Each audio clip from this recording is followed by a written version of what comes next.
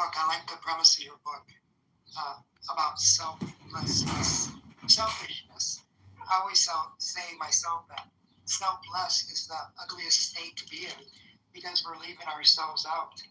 You know, and if we see ourselves as connected with other people, you know, that's divine selfishness because we're not doing for others, we're just helping ourselves. I'd be interested to hear if your book is along that lines or if it's different. Well, I think it's a little bit like her title is a little bit like a clickbait title, like the Reality Restoration Project. The truth is, the restoration of reality doesn't need a restoration because reality is. Hello? The book you're holding in your profile picture. Yeah, that's what I'm saying is the title of it is Virtue of Selfishness, which is a little bit like a clickbait title because anybody who's passing by says, oh, that's not right. You know, selfishness is not virtue. But then when you read the book, she's trying to make the argument that egoism versus altruism is the better economic model for creating maximum abundance and efficiency. So she's saying that all these social welfare programs and sacrificing self for others is one of the reasons why we have so many social problems and economic problems, why we have no equity, why we have no economic equality is exactly because of the socialist economic model of altruism. I agree with that, but I would apply that to our emotional state as well.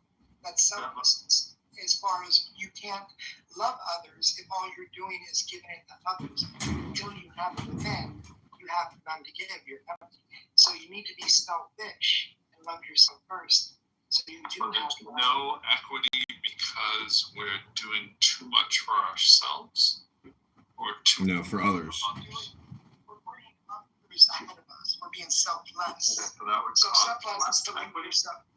So there would be less equity.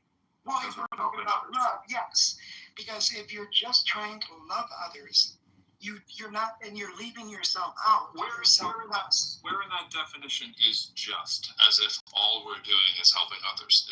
Where in the definition? Atlas shrugged, and it's a bunch of bullshit, and it's a bunch of fucking selfish, unempathetic. There you go. Like ego-driven fucking bullshit, and so you guys can subscribe to that all you want. But I don't subscribe to that. I don't feel very comfortable subscribing to dude here, but I don't subscribe to it the way that she writes it, but I subscribe to it the way that I say. Because with my daughter, I'm not being selfless. I'm being selfish because I'm taking care of myself.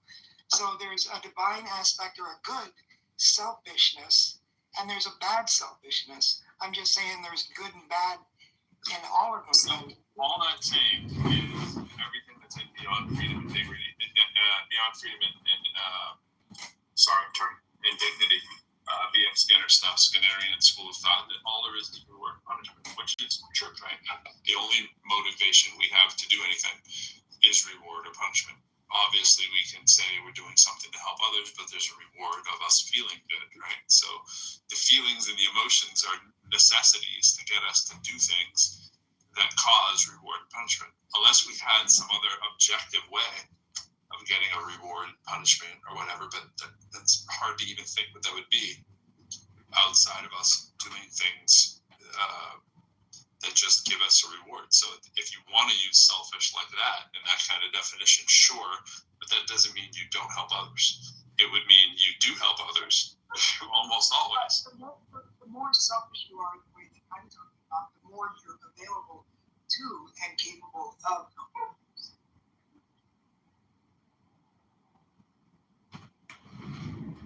Well, look at it this way. On this app, there are people that will say if you're not engaged in deconstructing and fighting structural racism daily, you are the problem.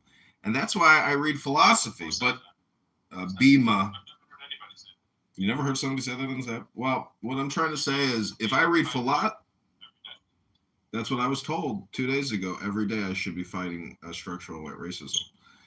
I'm just... I never heard anybody say that either. Well, that's okay. You run your show with your green bean the way you run your show with your green bean. I mean, yelling at people on a show is hardly considered a show. But the point is, Yeah, fortunately, I don't yell at people. oh, you don't yell at people on your show all the time? Got it. Okay. I do come into other rooms such as this and other rooms, and I've never heard that either. Well, I've got it on my YouTube channel. If you'd like, I could send you the clip. What I'm trying to say is I study philosophy.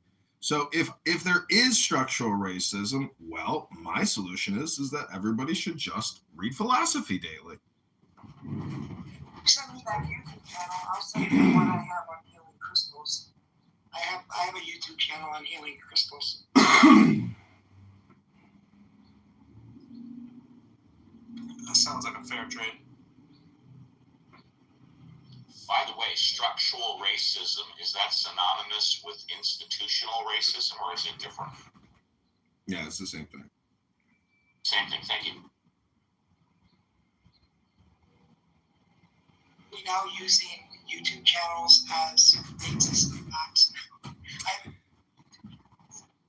Sounds almost like Trump saying, they all say. Well, it's...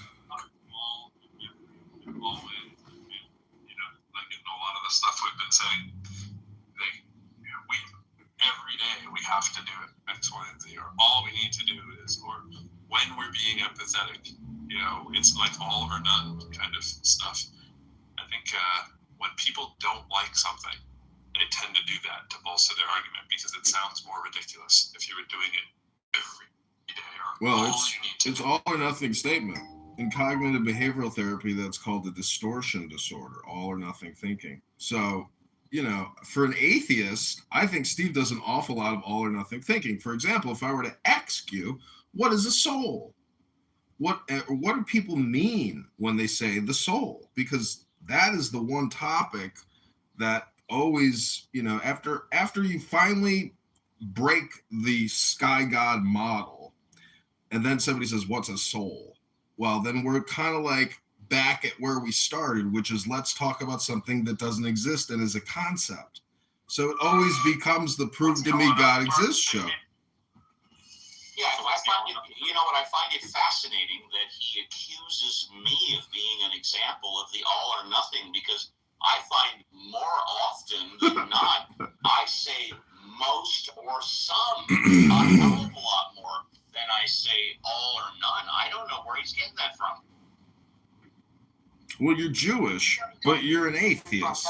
Oh, so because I'm Jewish, I say all or none more than some or most. Sounds to me like you're affected by institutional racism more than anybody.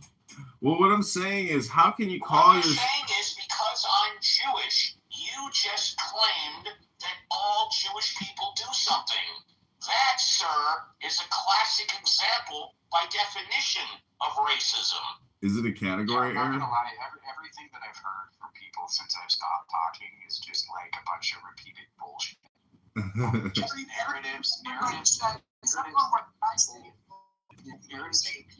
narratives that people attach themselves to, that they're viewing, they think is real and reality, and it's hilarious because it's just a bunch of word salad bullshit. Yeah, but that's part of the game. Everybody said, except for what you said, is absolute bullshit. Is that what you're saying? Well, he hasn't hit his bell of peace yet. It's just narratives that have been set forth on algorithms that people have subscribed to, and that these algorithms are steering their internal mindset about things that they see in society, like the topics that you guys have talked about. And like a lot of what I heard was just repeated shit that I hear online. It's a bunch of bullshit that gets a lot of attention. Well, let's see if you've heard this before. And sincerely, I'm asking you if you've heard the following before. There's no question in my mind that there are people today that are racist and prejudiced. No question about it. And they work within the system. But the system itself today, I'm not aware of anything in the system today that is systemically racist. Have you heard that before? Dude. think that's a pretty fair, analysis. It seems to me like you're well aware of the history of racism and the suffering that has been a result of operating in the system today. Public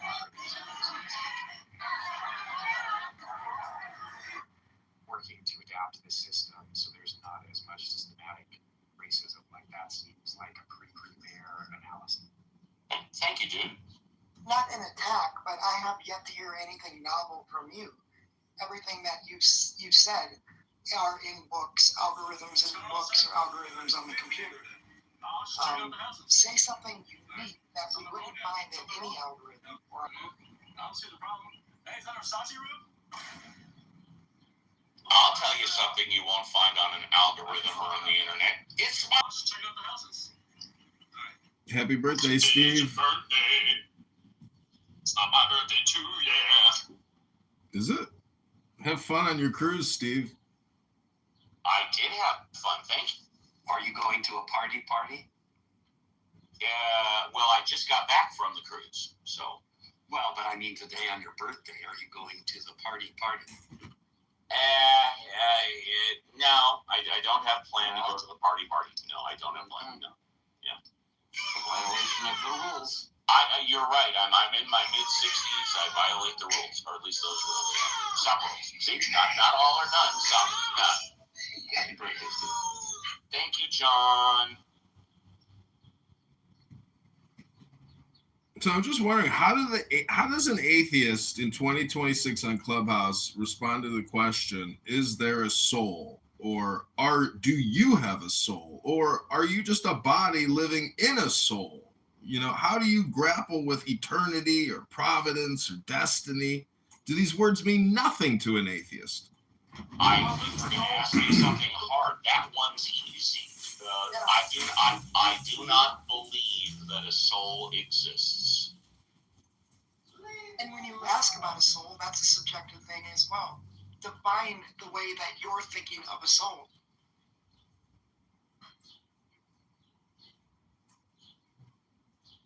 When you say soul, what do you mean? What's your belief in a soul?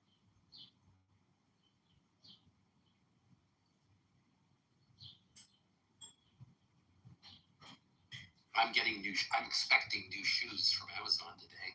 Does that suffice? Way to go. Nice. Nice work. Hope they bring comfort to your soul. I do believe in souls. Yes. You should put some crystals in them before you wear them to get rid of the bad spirits. But I would like to ask John a question, and I think it's on point. If not, you all can, speak up against it.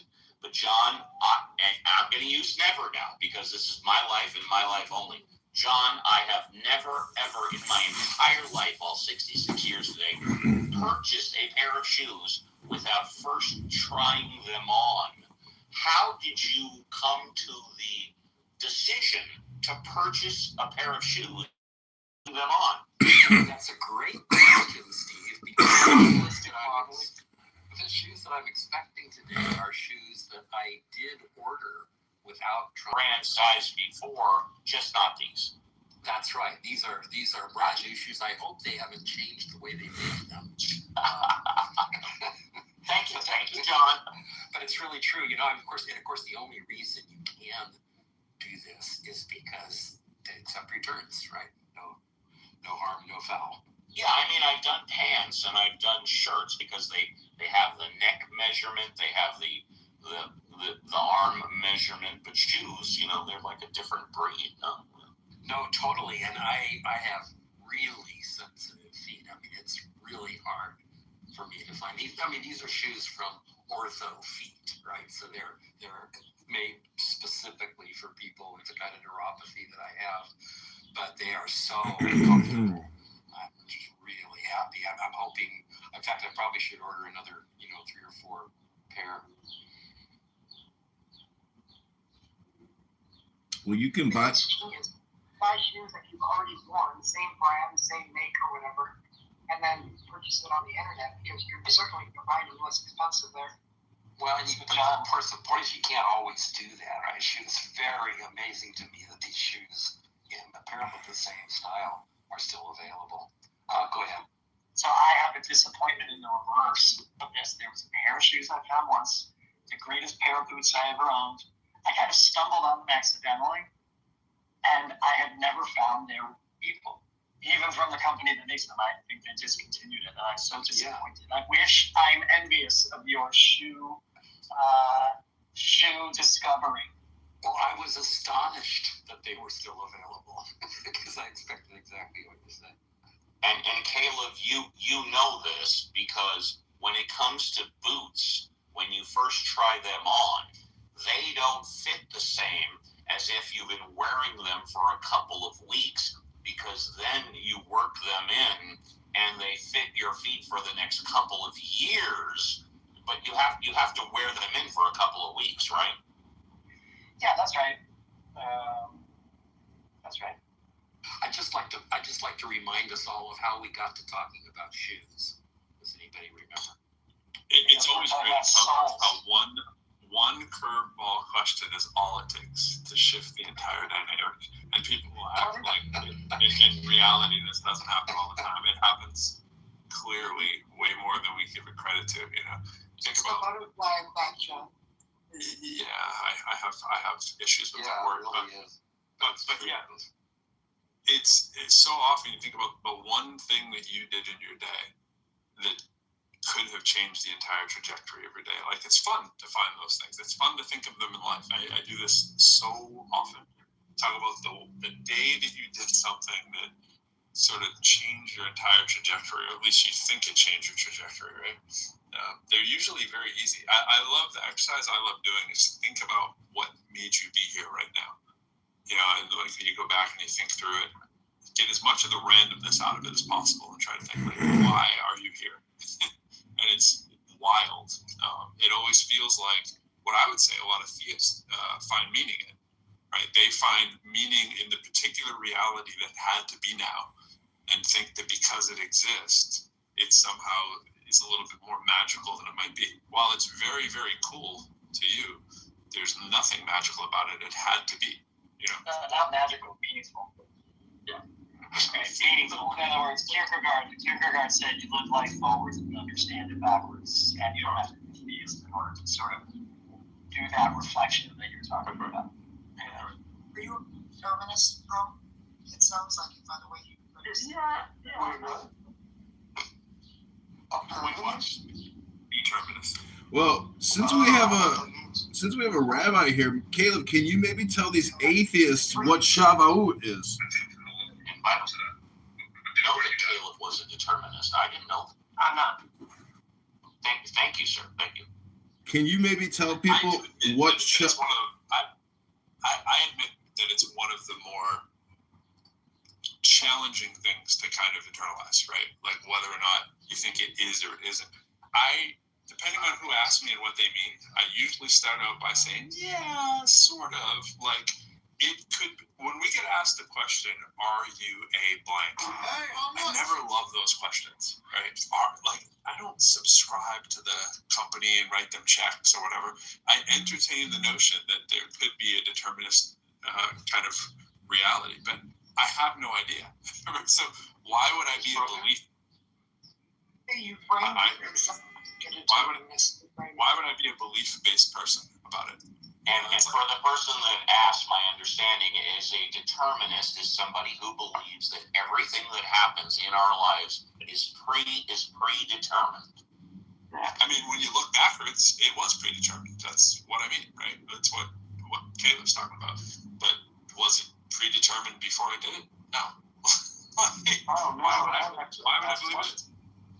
Predetermined by what or who, though? Like, I don't know. Yeah. It's a tough. Well, that's not included in the definition by who or what. Well, look at the Ten Commandments. Yesterday was a Jewish holiday, Shavuot, and the first two commandments are, I am the Lord your God, and you shall have no other gods before me. So, what, if you're an atheist, what in the Ten Commandments would you do away with? Is it the first two? Is it all 10? Or which ones in the 10 do you particularly not like? Well, they all build on each other. So you get rid of the first one, and then destroys the foundation for the rest.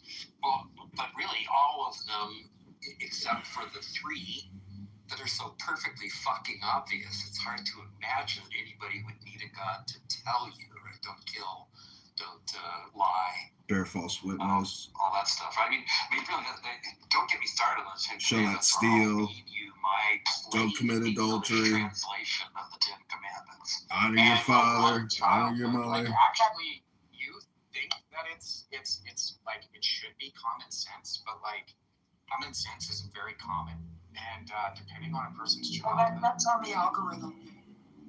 Yeah, The one thing that is the one thing that is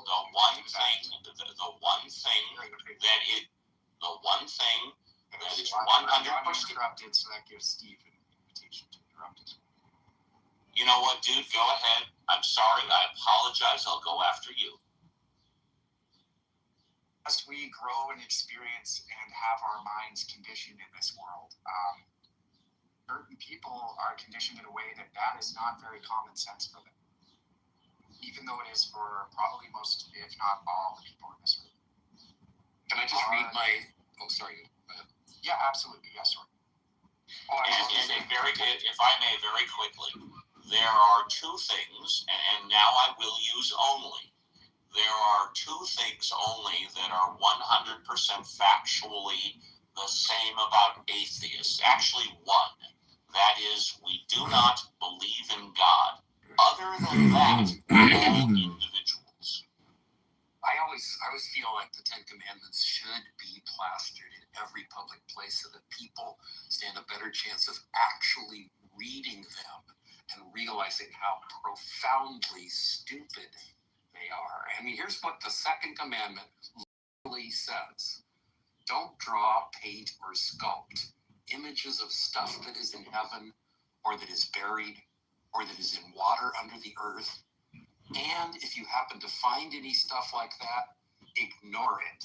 Because if you don't, I'll fuck with your children. It says you shall have no other gods before me. So that's, it's a concept.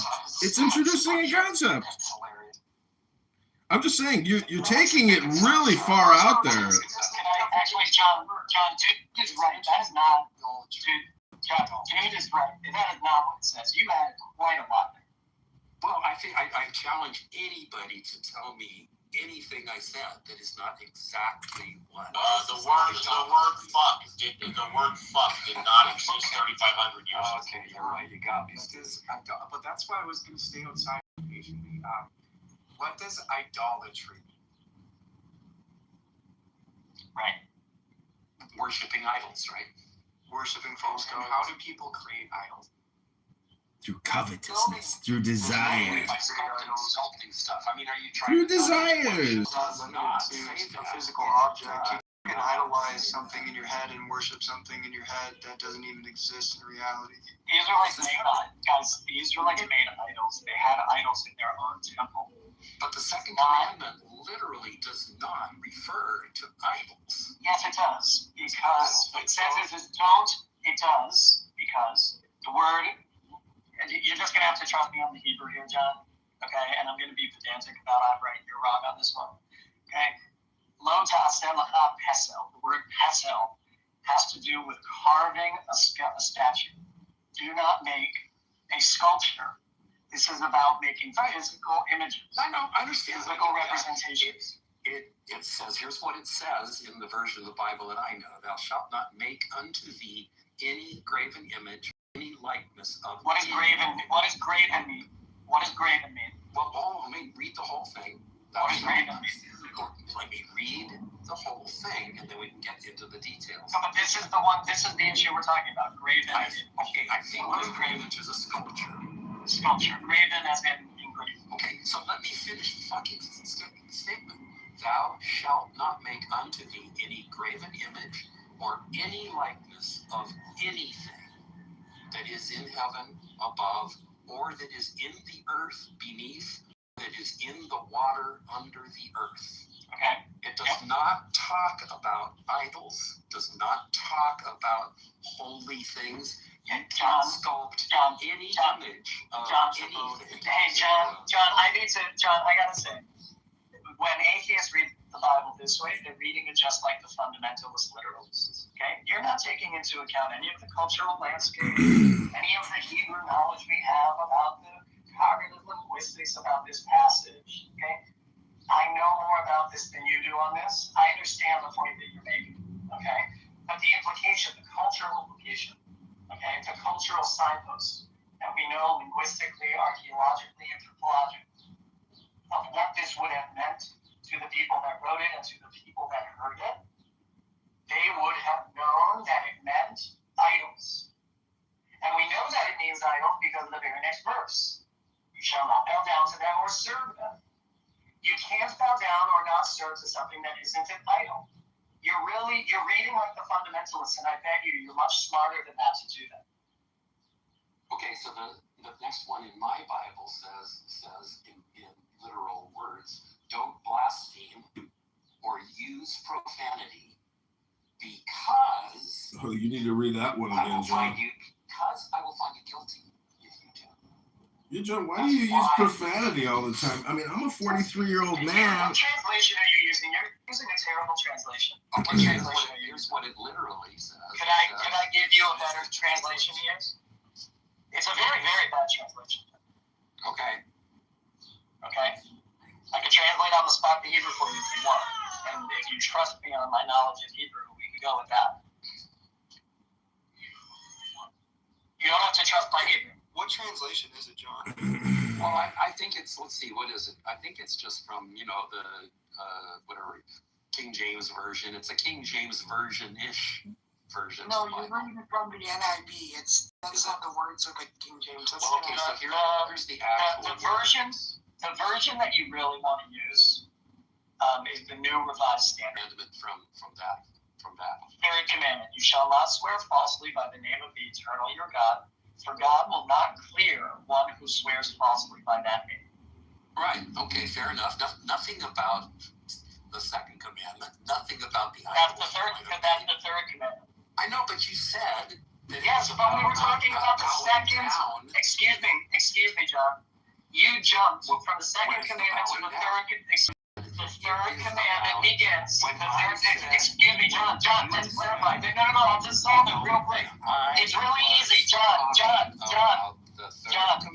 You made a mistake, John. You misspoke and you made a mistake. Okay, it's very simple. When you said you wanted to talk about the third commandment, you began reading at the second commandment. The second commandment.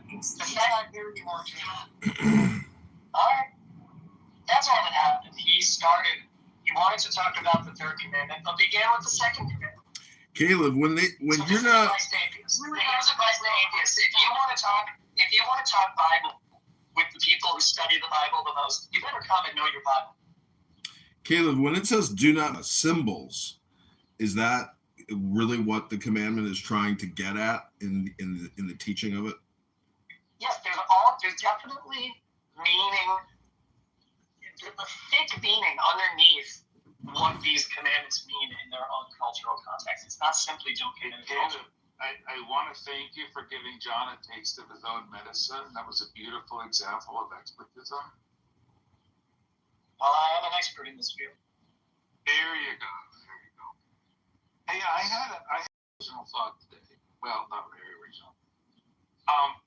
If I'm an atheist, I find that I do not mind people criticizing atheism now. What do you mean if? The extent that I am an I thought you were an atheist. Steve, this is not time for that. Oh, okay, so you're not an atheist. The point is that as an atheist, I in no way, shape, or form am offended. I don't feel anything when people criticize my atheism. They say atheists are bad. Atheism is bad.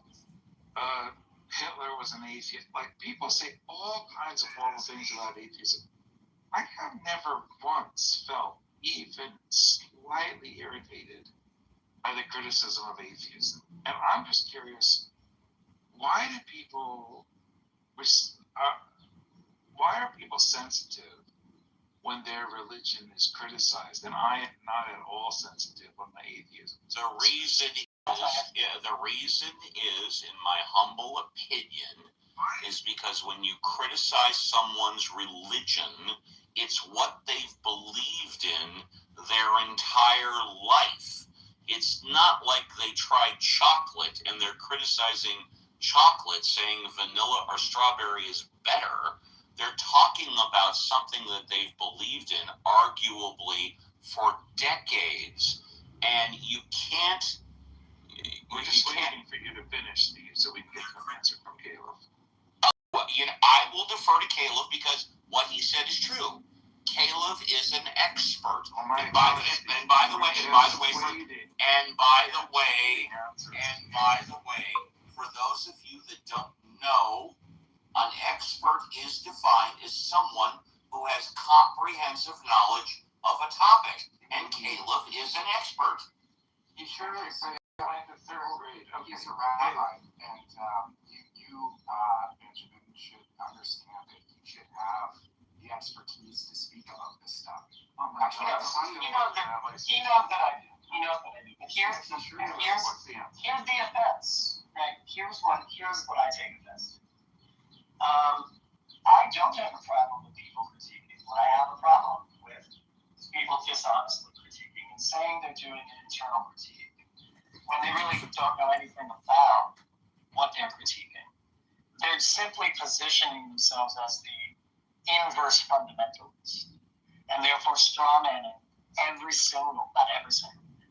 many different positions of the religion they're trying to critique, and therefore denies the diversity of thought within those communities, and they deny actually what are the premises, what are the actual premises that one should take into account if you're going to do a real, honest, internal critique. That's where I take Some complaint and some pretending to be an insider when you're an outsider and not understanding the variation. Okay. I think it's not about insider. It's not about pretending to be an insider. It's actually having the hubris to think you could do it. Okay. So why do I not feel any of that if people criticize atheism, misunderstand atheism, misattribute atheism to maybe because you don't have because atheism isn't a sentence. Isn't religion just something you believe? No. No, religion's a way of life. It's at least for me, it's not just things that I believe. It's a practice. It's a people. It's a community. These are central parts to my identity and the way that I look at the world. If you want to tell me that your atheism is that, then I might expect you to be more passionate about it. But since you're not, then I would surmise that it's not really that central of an identity piece for you. Benjamin, It's because you're attacking their identity. It's a personal attack. That's the short answer. Yes, and although attacking anybody's identity, nor is anybody attacking my identity. When they say there are no atheists, atheists are fake, atheists don't exist. I admire your ability to ask questions and listen to no answers. I admire that, Benjamin. Yeah, although I've been an atheist for 25 years, it is not a central part of my life. Whereas, Steve, most of us are waiting for the day when you become an atheist. We're looking forward to celebrating your conversion to atheism, but I'm afraid it's still at a moment in the future. Benjamin, arguably, it sounds to me, maybe other people disagree, you're calling me a liar when I tell. Yes. All right. Well, I'm glad I hit the nail on the head. Benjamin thinks I'm a liar. Only the individual can tell you what they truly believe. It's up to us whether we believe them or not. We have an entire house dedicated to the notion that your claim of atheism is fake. No, you have an entire house devoted to me because if I remember correctly, and you all can correct me if I'm wrong, when you guys first opened it, you were complaining that I wasn't talking enough about God, religion, and atheism. Let me finish. Let me finish. Replays are on. I distinctly remember multiple times the reason why the atheist house was initially created, and Pro, I'd love your comment on this, was because a lot of people said, not everybody, a lot of people said that they were confused that the atheism house was not always talking about atheism, religion, and God. Specifically me on my weekend shows, I opened it up for people to talk about anything they wanted. And the atheist house was at least initially opened up so people could only talk about atheism, God, and religion. And of course, that has changed since then. And if I'm wrong, I'll be the first one to admit it. I thought Let me Alphonse assure you, as the opened person who invented the name atheist, that it's meant to imply you as an example of somebody who claims to be an atheist, but is kind of just kind of on the way, just kind of ish. Well, no, Benjamin, I'm not ish, and I'm not kind of on the way. I've been an atheist for 25 years. Yeah, but you've been other religions for all of that time as well. No, Benjamin, I've only been one religion my entire life. What the fuck are you talking about? Which one is that? Like you don't know? You don't know? I'm waiting for you, the atheist, to say what religion you are. Go ahead. I'm born a Jew, raised a Jew, currently identify as a Jew, and I will die a Jew. There it is. You're religious, Benjamin. I think that's where you're. I think one could be, but Steve isn't. Well, Benjamin, how is religion any different from politics? Because there is this communication network and there is a hierarchy. And so, even in this room right now with Green Bean moderators, we have a political element to who is in charge of the censorship, who is in charge of the leadership.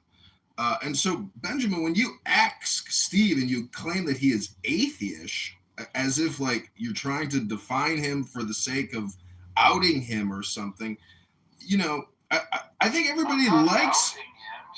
He brazenly claims to be Jewish and atheist. I know, but you've never heard of a paradox, Benjamin? Can't a man just be contradictory without always being, critically analyzed for it? Isn't that just part of life? There's nothing contradictory about being a Jewish atheist. Nothing. Actually, Benjamin, let me try to go back to your other question. Why are people annoyed? This is one. It really, the fact that in Jewish culture and Jewish identity, you can be a Jewish atheist, and that's not a contradiction, is really irrelevant. What's relevant here is you telling other people what they are. That's what people get annoyed with. Right? So and I don't know why you have this kind of bug up your butt about telling people what they are. Right? You actually, it's very strange, right? Because you have an allergy to the kind of identity politics that they talk about all the time, identity. So I think John was right. You're trying to out somebody. How are you out identity? Yeah, that's what people get annoyed with. Yeah, sorry, Caleb. The bottom line, Benjamin, is that religion did not work for religion, Benjamin, did not work for you. Religion works for me. Yeah. All right. I want to respond to Caleb's point. Respond. Oh my God. A good point. Identity is not something you claim. It is not something you are. That's bullshit. Identity is something you negotiate. Which is to say claim. You don't negotiate it. You navigate it. What are you talking about? Because some checks are cashed and some checks are not cashed. Steve is trying to cash a check at the Bank Benjamin. Don't bother. Don't worry about someone else's cash. Don't worry about anybody. Don't stop it. It says he's an Stop it. atheist. Stop it, Benjamin. You're concerned. Stop it. You don't actually care. See, the problem in what Steve is saying is when he says that there is no contradiction in being a Jewish atheist. I just went to Chabad yesterday, and if I were to ask the rabbi about what Steve said, he would say, what? No. So, Steve, you're making an all or nothing statement, which is considered a cognitive distortion disorder. How do you defend yourself being an atheist Jew and say there's no contradiction? Well, I'll tell you, because you didn't ask the rabbi, are there Jewish atheists? You didn't ask the rabbi that question. So I suggest that next time you go to Chabad, you ask the rabbi, do Jewish atheists exist? And please get back to us and let Come on, us Steve. know. I know Jewish atheists exist, and I don't need to go to ask the rabbi anything. I'm here asking you. We do exist. Of course, considered a cognitive distortion disorder. Do you not have ears? Making an all I know you don't or have nothing eyes anymore, statement. but do you still have All ears? or nothing in the statement. Do you still have ears? I know your eyes are shutting off, but are your ears still working? Hello? Okay, here it is. My thoughts on God are atheistic. It's not my identity. I'm not an atheist. I don't wear it as a badge of honor. My thoughts are atheistic on God, but it's not something it's not a label that I am an atheist. My thoughts are. So it's not even that important to me. And I think that's why religious people get offended, because they are Christians. They are, religious Jewish people, or they are Muslims. And so that's why people But I get think offended. getting offended. But I am not an atheist. My thoughts are atheistic on the matter. Look, I think offending people is the point, right? Like when you try to negotiate an identity claim that cannot be cashed in any bank. Like if I were to say I'm a Pastafarian, I believe in his noodly appendage, giant spaghetti monster. The purpose of all of that is to offend. In other words, I'm trying to cash. Who is it meant to offend? Who's it meant to offend? It's meant to confront and offend people because it challenges their very ability to negotiate identity. This is the fucking dumbest. I'm so sorry to flip out and be triggered right now. This is the dumbest ass thing I've ever heard. Okay, people choose identities. You're so fucking cynical, right? This notion that it's about that the way that the reason that I choose an identity has something to do with anybody else except me. You know what, Caleb? It's interesting, this last dialogue within the past 60 seconds, because what I noticed about this specifically is Benjamin just admitted that when he talks to me or about me regarding my atheism and or Judaism, he's doing it to offend. His purpose is to offend. Yes, I heard that too. You misunderstood.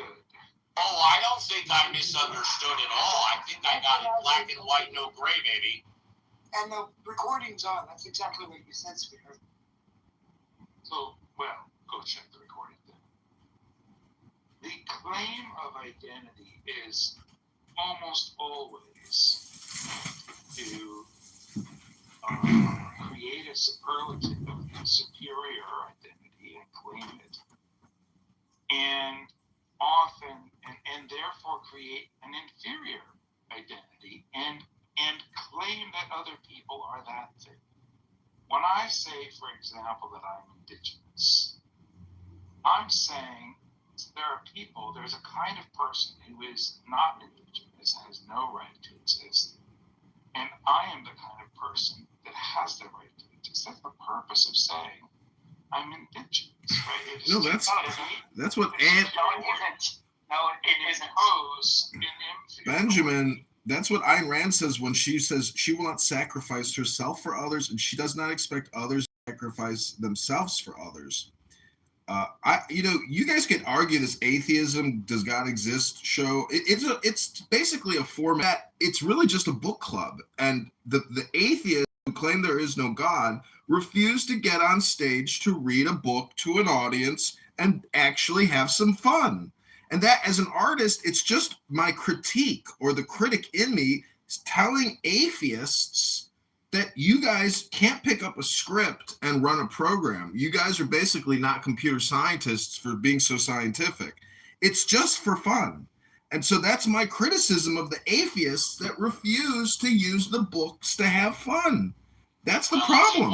If you want to have fun, I will debate you anytime, anywhere about the existence of God, and I will win and you will lose if you want to really have fun. But how are you going to prove to me that God exists when you're an atheist? What are you talking about? All you have to do is agree to the debate anytime, anywhere. I'll be there. Okay, I'll see you behind the kindergarten, maybe at 3 p.m., little Stevie. And basically that's saying, sorry, Steve, but I'm not going to debate you because I know I will Steve, lose. I don't see this. I don't think you have ears. I know you barely have eyes anymore, but I don't think you have ears. Well, you're not. Fun. Go ahead and repeat back to me what I even said. You're challenging me to a debate. We're doing it right now. The existence of God. No one here, by the way, I have ears. Do you? No one has argued in the past 30 minutes I've been here whether or not God exists. No one's argued that. So maybe it's you that need ears. Atheists say they have a lack of belief in God, not that God doesn't exist. And if you're going, what are you talking about, Yoni? It's an all or nothing statement with atheists. They say God does not exist. What are you talking about? There's not a little bit of God in that equation. There's no God in that equation. Atheist says that. Well, everybody's going to say their own particular position. I mean, Yoni, you're trans. How do you view the trans ideology in terms of God belief? Well, be calling me a Christian sometime. Because to me, trans ideology is really what happens when the pawn crosses the threshold and becomes a queen, a transformation. It's in religion. Adam was essentially the first, non-binary. Adam supposedly was trans, and that's how Eve came out. Why are you moving the goalposts, bringing in trans? I'm talking to you. Are you talking to me or Steve? Because Steve's part of the lifestyle, not me.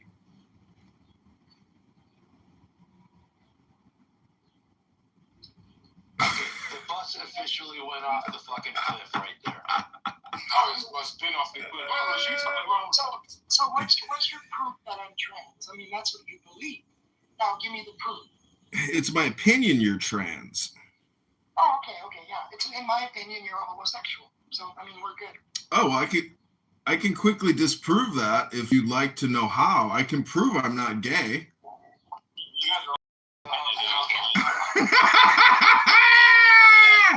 How do you disprove a concept? And part of what we mean by, or what I meant by the Reality Restoration Project, is not choosing to believe in things that you don't actually have any, right? Or things that you like. Largely what we're saying, I believe this or I believe that, is that, I am going to go on the record and say, I think this is the thing, even though I don't know. I'm just saying, refrain from that. And a lot of the language has been, you're lying, which tends to happen all the time. People get hot and bothered. Again, if you started before it started, before we really started getting into it, you don't know if a person's lying. It could be stupid. They could just be wrong, right? So, I get it, but once we know that God is a concept, how do we disprove a concept that doesn't exist? It's just a concept. It's like the ego or being gay. They don't exist. I think you are so-and-so. You're just the person thinking the thing with no verification for it. That's fine. You can think what you want. And that when I say I'm gay, it's just a concept. And when you say God, it's just a concept. So if you're an atheist, how do you sit here and argue about a concept that donged? Hello? concept of atheism absolutely exists, because the definition is those humans that do not believe in God. There are 500 million humans that do not believe in God. Therefore, it does exist. What the fuck are you talking about? Okay, so I haven't said anything, but I just want to jump in real quick. Atheists wouldn't exist without God. Okay? That's beautiful. I love that. It's also true. It's also true. I admire your confidence. That usually comes along with competency when you're talking about philosophy. So I just wanted to let you know I admire it. You know, I realized. Oh, Ray Ray! Hey, Ray Ray's here. I just want to say something. Go ahead, Riri. Evidently, the Americans are very pathetic. I realized Middle Eastern are white. I was so confused, like the Scottish, Irish. Like, I didn't know if you're from Egypt, you're white. If you're from, like, Greek, you're white. I didn't know that. How come? So, Riri, you were just trolling chillism an hour ago, and now you're in here going to do the same thing, No, but right? I'm saying it. If you're Greek, Portugal, you're white. How is that possible? Listen, if the conversation about okay, so listen, there's an expression that says the more you think, the more you speak, the further from the truth you're going to get. So that's why I go back to this universal joke about God, meaning that if you create content about atheist versus theist debate, it's a great format, but it's still a yin-yang, or you're basically united. Back to that point. Hello? So you said the more you speak, the farther you get away from the truth. Hello? You're the one speaking the most in. The history of categorizing people is a history of denigrating the other. What'd you say, Willis? Well, I was hoping to get back to the point with Caleb. It's this notion of categorizing. When we categorize people, the history of categorizing humans is a long history of denigrating Absolutely, yes. the other. I just want to know, like, I'm European. Like, I'm not here for the Riri show, whatever that is, but I do want to have a substantive conversation. I think we are having a substantive. However, we have to get to the crux of the matter. It looks like he did. It looks like he did. Somehow she magically went away. I have no idea how. Anyway. She's a highly intoxicated, highly obnoxious person who has no value. I'm not necessarily here for the Benjamin show. Oh, I got moved. The show's over. So I got a real quick question for Benjamin.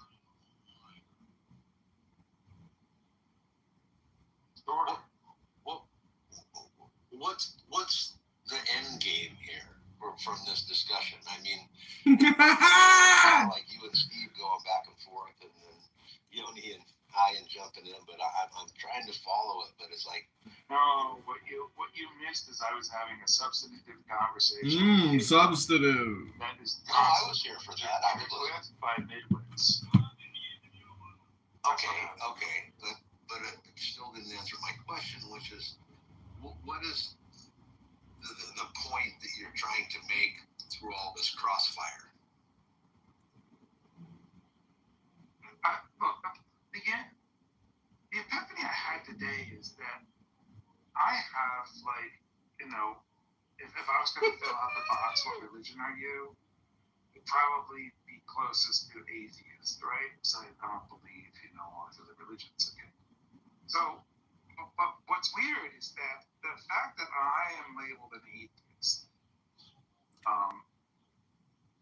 because I don't believe in God, does not bother me. More knowledge than Moses, Abraham, Solomon. I would imagine, yeah, based on the lottery, they probably do a lot of that pre-qualifying stuff on the front end. Probably right. Like, make sure You can that. apply and find out. Just see. Ladies, good afternoon, ladies, moderators.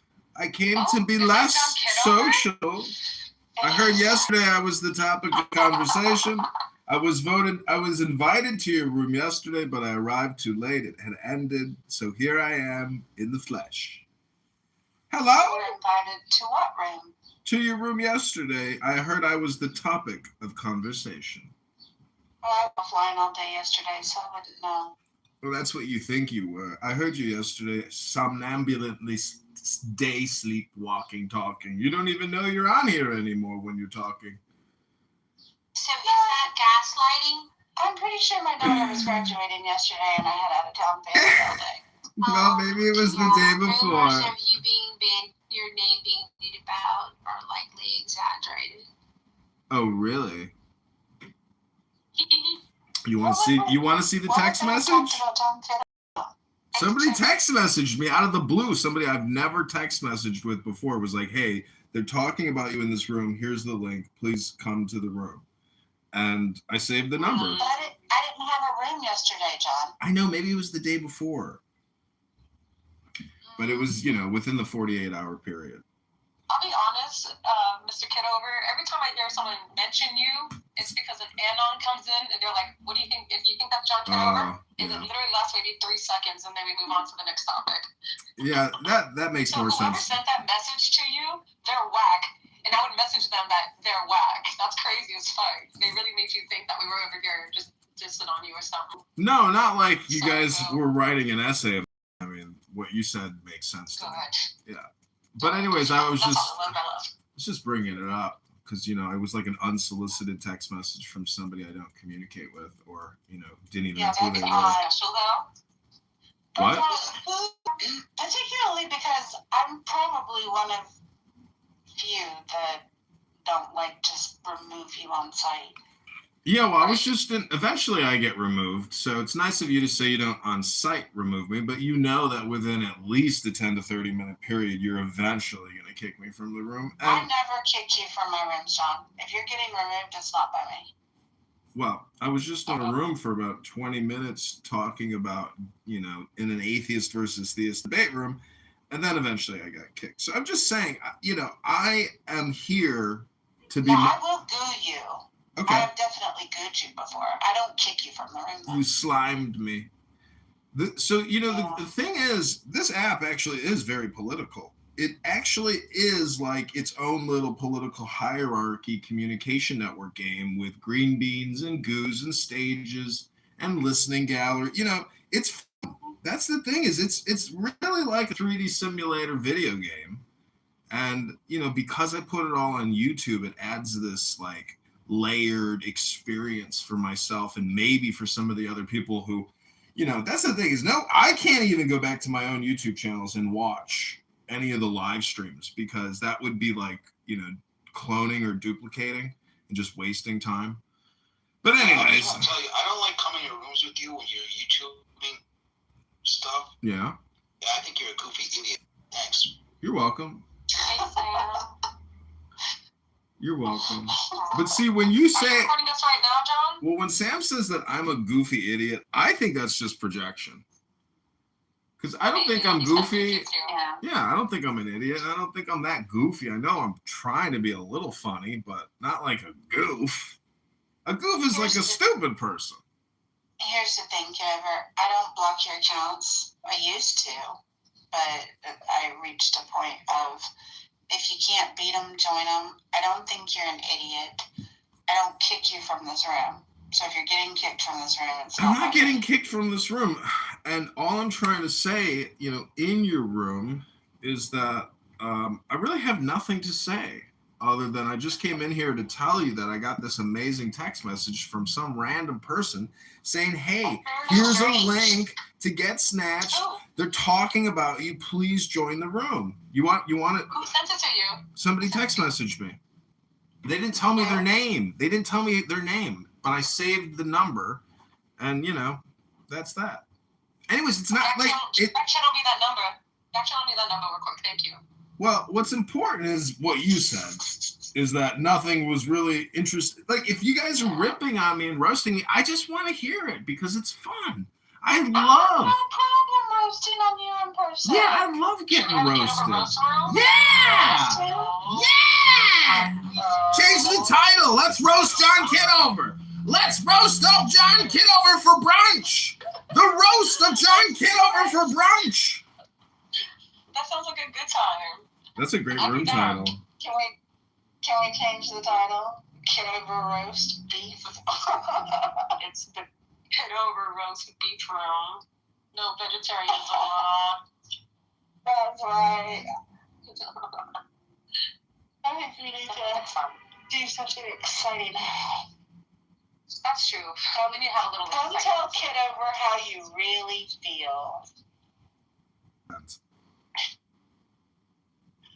I feel like there's probably, I mean, you tell me if you think this is true or not. I don't know that there's anything anybody could say to you that you haven't already heard. Well, that's what I told that's what I told my psychiatrist after I was 5150. I mean, don't you feel like they all say the same thing? I don't consent to your permission to record me, Mr. Kitover, and you're a disgusting, weird, creepo pervo who sits in your underwear on Instagram. I mean, I just feel like they all come with the same freaking spiel. Sometimes he wears a Sometimes he wears a ball cap. You know what I'm saying? Yeah, I got a lot of different hats. It kind of shows the progression of time on my YouTube channel, and I also, I like it. yeah, I like covering up my bald head because when I see my bald head versus my head with with a hat, I'm like, I look a lot better with a hat than with a big shiny forehead. Dang, you can't rock it. Dang. Show less. I say that's really what people need, which is the book club. And my argument in the atheist theist room is that whether or not God exists or does not exist, most of the complainers who are atheists refuse to pick up any book and read any of it in a performative, artistic way. So what they're really refusing to do is to have fun. And their fun is dunking and roasting theists, people that like the books. So it's a pathetic position, usually inhabited by blobs, men or women who are blobs. And, I got to get my schwitz on soon. That means I'm going to go for a power walk, make myself another espresso, and get my sweat going. And then I'm going to go do some yoga poses and pull-ups at the park and push-ups and dips and sit-ups. And then maybe another hip rotation and another hip rotation. Then I'm going to pull on my hamstrings. Then I'm going to do some sit-ups. Oh, it's so beautiful outside. Rabono Shalom. Nice. If anyone doesn't think God exists, how do you explain a summer day when the bees and the birds, and how do you actually explain the happening of the world? I don't know. I don't think they have ears. To get out there and observe the happening in the world. Earth. Even directly Earth. explaining the happening. Earth. That's right. The secret is in the ears. Can't wear your skivvies. I'm going to put a Speedo on and go jogging in a Speedo. Someone call the police. There's a white man in a Speedo jogging at the park. A white man What is this? You're a white skivvy. Oh, my God. Monica, I mean, I love you, Monica. I think you're a sweet person and you're funny and you got a great laugh. And I think you add a lot of value and personality and character to this app. But the other day, for 2 hours talking about that stupid bastard at the park who decided to start feeding treats to the Karen who took the dog off the leash. I've taken my dog off at the beach, and the same experience happened to me. There's always that yin to yang and reversal and opposite of the universe that matches you when you decide to take your dog off leash. That's because of personal responsibility. When a dog owner doesn't value their dog and lets their dog do discovery on its own with no, ownership intervention, that's when problems begin. So anyways, I'm just saying, to talk about it for so long, what a waste of time. We all know that if you are a dog owner and you mistreat and abuse your dog by taking your dog off leash so it can be harmed, you are a jerk. And that Karen is a jerk. Keep your dog on leash and don't let assholes at the park or the beach that want to call you out on your shit don't let them call you out in the first place, because don't take your fucking dog off leash. Maintain control. Practice personal responsibility. Hello? And I think Serendipity said the same thing, right? That's right. That's right. Clean up after your dog. And that too, because I can talk up. But I will just say, in Monica's defense, when I took my dog off leash at the beach, I was the only one there. The fucking guy ran from the boardwalk to the beachfront and was screaming at, and my dog was the most innocent, non-harmful, non-aggressive, small little nothing. And this guy, he's like, a dog bit me at the beach a week ago. And he was a beachfront Karen. And, you know, I was actually kind of worried because, you know, if he called the police on me, I didn't want to get a ticket. So I picked up my dog and I left. But that beachfront Karen was very annoying. And he's lucky that I'm not an aggressive, nasty person. And I just wanted to avoid the conflict and de-escalate. So I left. But there are people out there that will not de-escalate and they will enhance the conflict. And that's the problem with maybe some of the people that have green beans in this room right now. Instead of de-escalating for peace of mind and your own well-being, I think some of you ladies may have in your past, unfortunately, escalated a situation instead of de-escalating. And therefore, well, maybe not, because really it's your experience. And so from your experiential perspective, it's also my decision, right? It's also my decision. But is it a smart decision? Right? Is it a smart decision? That is it your best choice to make? That's what I'm questioning. To decide, don't you think? Because what if I escalate on somebody who is just, you know, a troll or whatever on this app, versus if I were to escalate on somebody who is well-renowned doctor and has a Nobel Peace Prize, then maybe I can hear the argument on what's smart and unsmart. But that's a relative decision to somebody who has autonomy.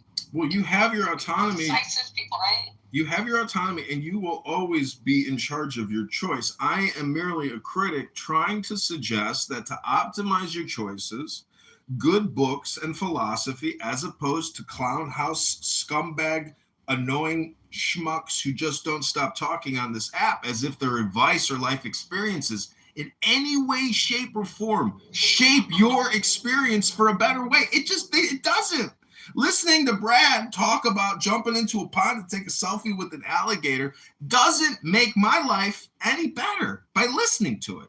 But if it's content on YouTube, it's got a little value. Just a little. That Brad voice is a turn on. Go ahead. Girl. Well, he told Bima yesterday. You're asking us not to listen to what Brad is doing when he goes all these diatribes and these monologues and these long-winded tantrums. Well, he told spewed with vulgarity. We get it. Like he told Bima yesterday he was gonna shove it up her ass, and Bima got excited. Bima was so happy. I find it amazing how people see, like, you might mix with somebody that you danced with before, and that's part of life. But I'm just saying, I think eventually this app will shut down and that these conversations will no longer take place, and that all this communication network will completely disappear as if it never happened to begin with, because I remember what my life was like before this app, and I was very happy. And I was doing my creative thing. But because of somebody I knew that was using this app and knew I was a creative person, said, you got to come on this app. And all I can say is that person ripped me off. They agreed that my legal, notification was of sufficient harm to their position. And they said, okay, I'm going to give you your money back. So they gave me my money back. All I'm saying is I was happier before this app, and I will be happier when this app shuts down. And the other day, a week or two ago, when this app shut down for 2 hours, I was so happy. I was so happy. I've given you a lot of floor space, but I do have one quick question about the statement that you just made. I was happier before Clubhouse came along, and I will be happier after Clubhouse is long gone. Do you think there's a little bit of accountability in that you could choose that happier at any point in time? You don't have to rely on other people?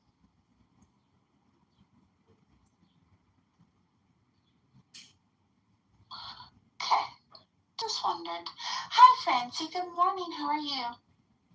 I'm good. It's afternoon, my dear, but yeah, I've been doing some housework and continue to just roll on. I think I came on the Clubhouse this morning and it was a little chaotic. I think Vera was around to see that and Joby, and it was like I went into 2 different rooms. I don't need to say where, but it was like I felt like I was in preschool. And I'm not kidding. Like, then it was mostly men that were talking, but they were talking baby talk. It was so odd. But then cussing and talking about getting drunk and stuff. But their voices were like baby talk, and it was like, it's like 7th grade voice behavior. It was kind of like that. Zero and Chubby, maybe y'all. And then I went to another room and it was the same thing, and I just thought, I'm losing it on my mind. Are there any adults left? I know. I was gonna start a room too, but serendipity pinged me. Oh my goodness gracious! Girl, I started some mess this morning too, a little bit on this app, so I was like, I gotta get away. I can answer your question. Serendipity, I think there's some projection in the question that you asked me. I would ask you to ask the question again, and then ask yourself the question. Hello? Question. Let me tell you something. I was not. Here's the difference between you and I. I was not happier when I came to Clubhouse. There for a time, I think I needed the socialization of Clubhouse amongst peers that didn't intimately know my situation. And I generally work pretty hard to curate the experience that I have here. And when the net benefit or the net negative outweighs the net positive, I will be gone. That's the difference. But you're the one that said I was happier before, and I will be happier when it's long. Yeah, that's what I said. I know what I said. I know what I said. I'm saying that it's still just your opinion that there's a difference between you and me. Right from the very beginning of your statement, you said, here's the difference between me and you. Well, it's just your opinion that there's a difference between me and you. No, I heard what you said. I'm getting to the first part of what you said. It's just your opinion.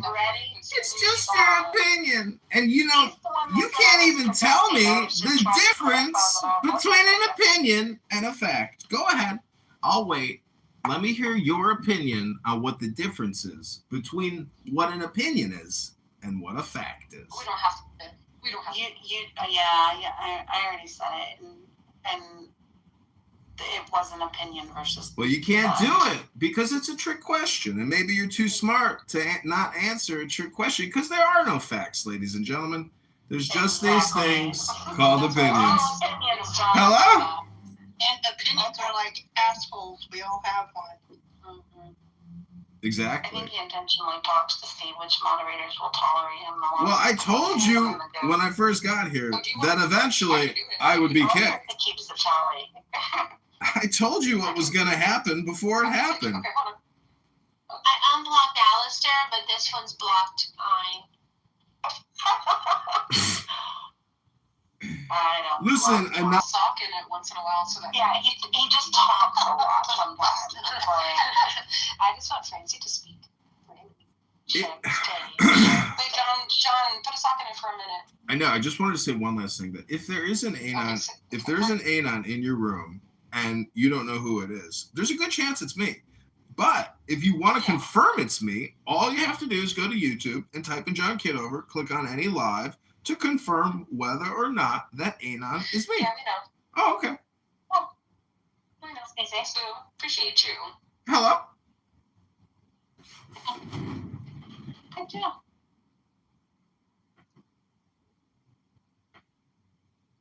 Monica, you were saying that I blocked this account, but I unblocked Alistair. Oh, But when I find you streaming rooms that are not on replay, you'll always get removed by me with a swiftness that will make your little PTR spin. there you go. PTR spinner. But the thing is about the Anon is you can't kick out an Anon and you can't stop me from live streaming your room. So Serendipity has the right type of attitude when she says, I just gave up because what's the point? And that's the truth is you never should have cared from the beginning. And that's a you problem. That was me. And if I want to have a Kitover free room, I just have them in the house. That's all I have to do. I don't have to worry about Kitover. We've learned to get around this. You know, it's you, John, that you think that you're like teaching us something. No, we're allowing you. You haven't gotten around to anything. That's the point. You've gotten around nothing. You've gotten around nothing. It's so silly to me. Like it's just so funny. I know it's so juvenile. It's so pedestrian. Oh, Francie's talking. Let Francie talk. I just want to know, like, this is for the whole room, and that's because Francie, because that's what the Bible tells me to do, Francie. And that's not the answer to that. That's what the Bible tells me to do. For everybody to think about. I read the Bible. The Bible told me to do it. I don't know. Mocking God is not really something It's not mockery, Francie. You want to hear the verse? That's your opinion. It's mockery. You want to see the verse? Hello? You didn't even ask. You didn't even ask. You just said it's like your opinion or something. I think I got a shelf space, you know, like a life space. Like when you buy food, do not use after this date. Very rarely does it say that. So some people risk it, you know, spoiled milk. So Francie, I'm just saying that if you want to know the verse, you could ask me or Google. Look it up. It's from a book. Many people on this app don't read books anymore. So if you read a book today, you're in the top 1%. Did you just quote the Reading Rainbow? No, but the other day when you were in my room, Monica, and I was reading from a book, and then I got to that part about reading from books and how important it is, you left. You left. You left the reading room. I will always leave you, John. Well, one of the reasons why I was so patient was I did just complete a text conversation with Bima Monica, so I think that yeah, she's good. She's fine. Nothing dramatic, nothing problematic. She's just got some stuff at home going on, and she needs to redirect some attention. Alrighty. Mm-hmm. Well, it's exhausting having to water up. It's always a good place to come when you need to be heard. I appreciate that. Yeah, that's true. It is basically free talk therapy access to your psychiatrist to office anytime you want it. And that's part of the problem. Because the truth is that people who come here to get their rapid release dopamine from talking, oh, I just jumped into a lake and took a selfie with an alligator. I am Viking. America! America! And she was useless. We went out deep into the forest, and I said, here's a small shovel. Dig us a slit trench so we can take a shit. She was completely ineffective in digging a slit trench. These girls, even though they like to be action characters on the big screen, in the real world, deep in the forest, they're useless. Useless. So I gave up on Hollywood actresses. I gave up on them completely because they are useless. Useless. I am Brad the Viking Warrior! Not a moment ago.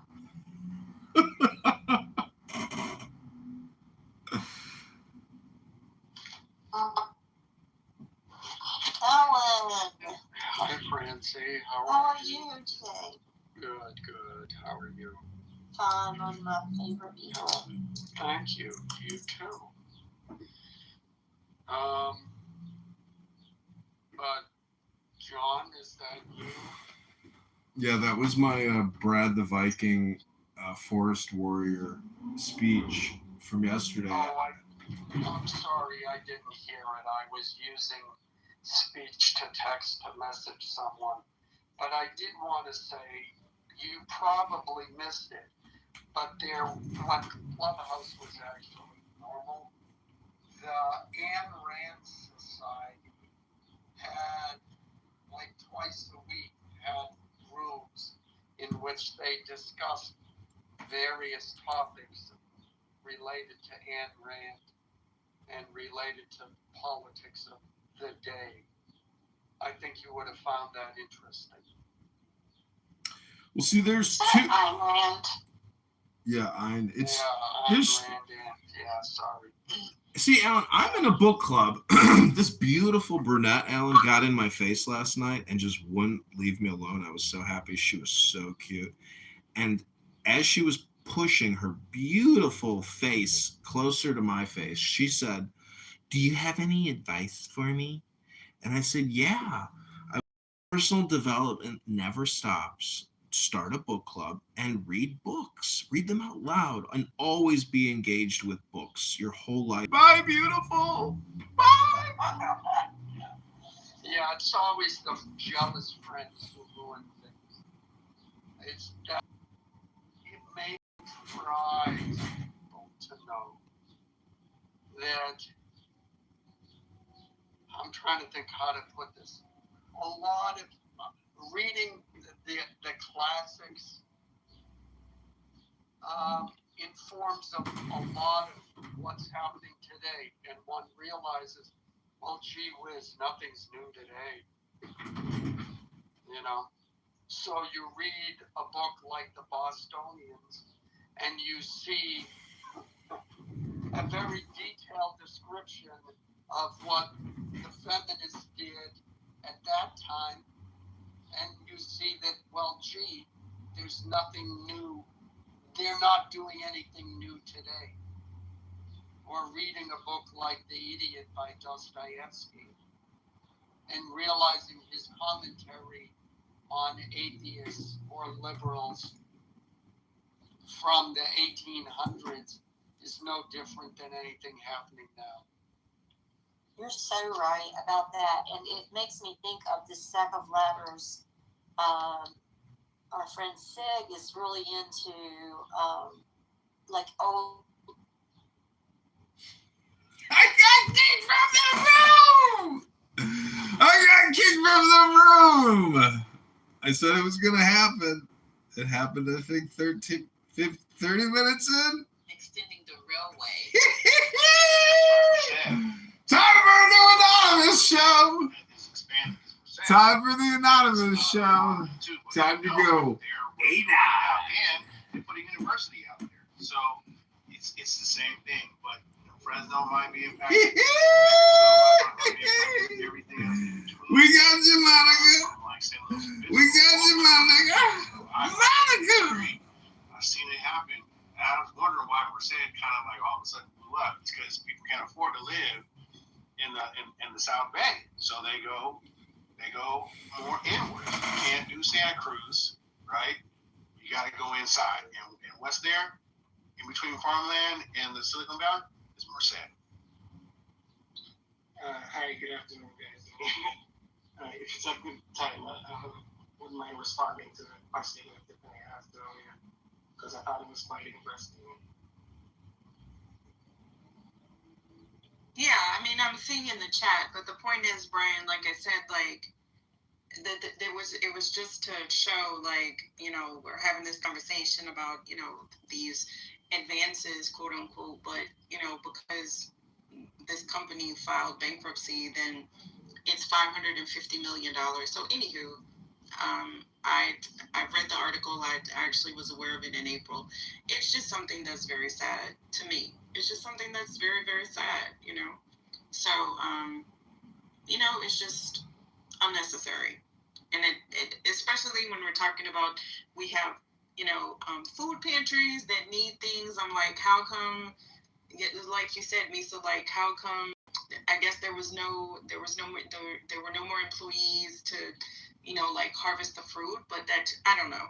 And maybe I don't know enough about it, but I'm just like, yeah, that's terrible, Lefa. Like, yes, I know they filed bankruptcy, but we say corporations that file bankruptcy all the time. But yeah, that is just 50,000 tons of peaches. That just seems like such an incredible waste to me. Like, This is what I'm not understanding. They might not be able to get every fucking peach out. I don't know what stage of decomposition they're in. I don't know what is going on. Because this farm guy had in Southern California, this guy who owned a horse ranch, his ranch is in the middle of a fire. So guess what happened? He got on social media because he didn't have any more hay. And those people, the horse people, I guess, is a small community. He's getting hay from all over the country, and the people who own the ranches are sending these 18-wheelers with hay, all from all around the country. He spilled it to donate to him. Excuse me, I'm sorry. So there seems to be a will, maybe no will, but a way. I don't know. I really don't, but that sounds like a waste, and it sounds like they're doing it on purpose. I could be wrong. Let's investigate more. So something you could do, and I encourage everybody, just for your own personal edification, to know what your somewhat local economy is experiencing. Just Google what are the mass layoffs in your state for this year or last year. And it will show you all of these different organizations and explain why. So I know that sometimes people will say like, oh, well, I can't relate to all those things. It's not just isolated to like, oh, we don't have migrant workers to work these fields. It is all of these jobs in the labor force that we were promised would come back to the U.S. and be amazing. And a lot of them are around, the EV demand keeps changing. Just general, like, people just aren't buying some of the things they used to buy. And so I just encourage everybody to take a minute, look those things up, see how the layoffs are looking in your area, to kind of understand what, not necessarily if you're in the other spaces, like what are you doing as far as AI or technology, and how is that impacting how you are going about your staffing? Oh, no, I appreciate it. I didn't want to come across the wrong way in the chat. It's chat. So I wasn't stating that you are delusional, of course. I mean, often positions and capabilities as a result of AI. But I think what I liked particularly about your submission is that you fully familiar. ChatGPT, OpenAI just launched their deployment agency. And the reason for that is the issue that a lot of people would assume that replacing jobs is the necessary conclusion. But like you stated earlier, I mean, there's upskilling, there's ways that we can actually improve the capabilities of individuals within the workforce without removing the jobs. So when you ask the question, I mean, particularly which jobs I think will be displaced, the question comes down to the organization and where they think the bottlenecks are. So I mean, actually recently, I mean, I'll share this because it's not that important. Actually applied for a position with Anthropic. I didn't get it, but I had an interview. And the question was related to my industry that I was in previously, which was insurance, as to what deployment would actually look like. So, I mean, the questions you ask, of course, is what, like you said, for your positions, I mean, a lot of people don't find insurance sexy. So there wasn't a lot of new staff coming into insurance. And in terms of cost, a lot of people are not aware, but I mean, commissions is actually the largest cost center for insurance companies. So access to the market without agents necessary. So of course, agents would lose their job in that sense, but we just need less commission. So to answer your question, I mean, I try to be as high level as possible because I literally believe, like you said, that the way that the technology is deployed is actually very agnostic. So it's going to depend on the organization. It's going to depend on the cost centers. It's going to depend on, like you said, I mean, whether they believe that, the liability.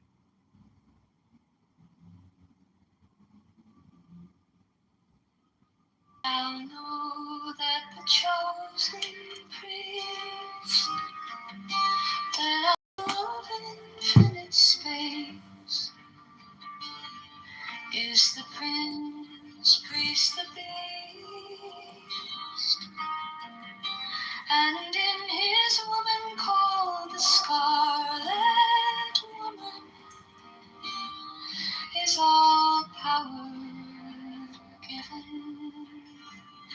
They shall gather my children into their fold. They shall bring the glory of the stars into the hearts of men.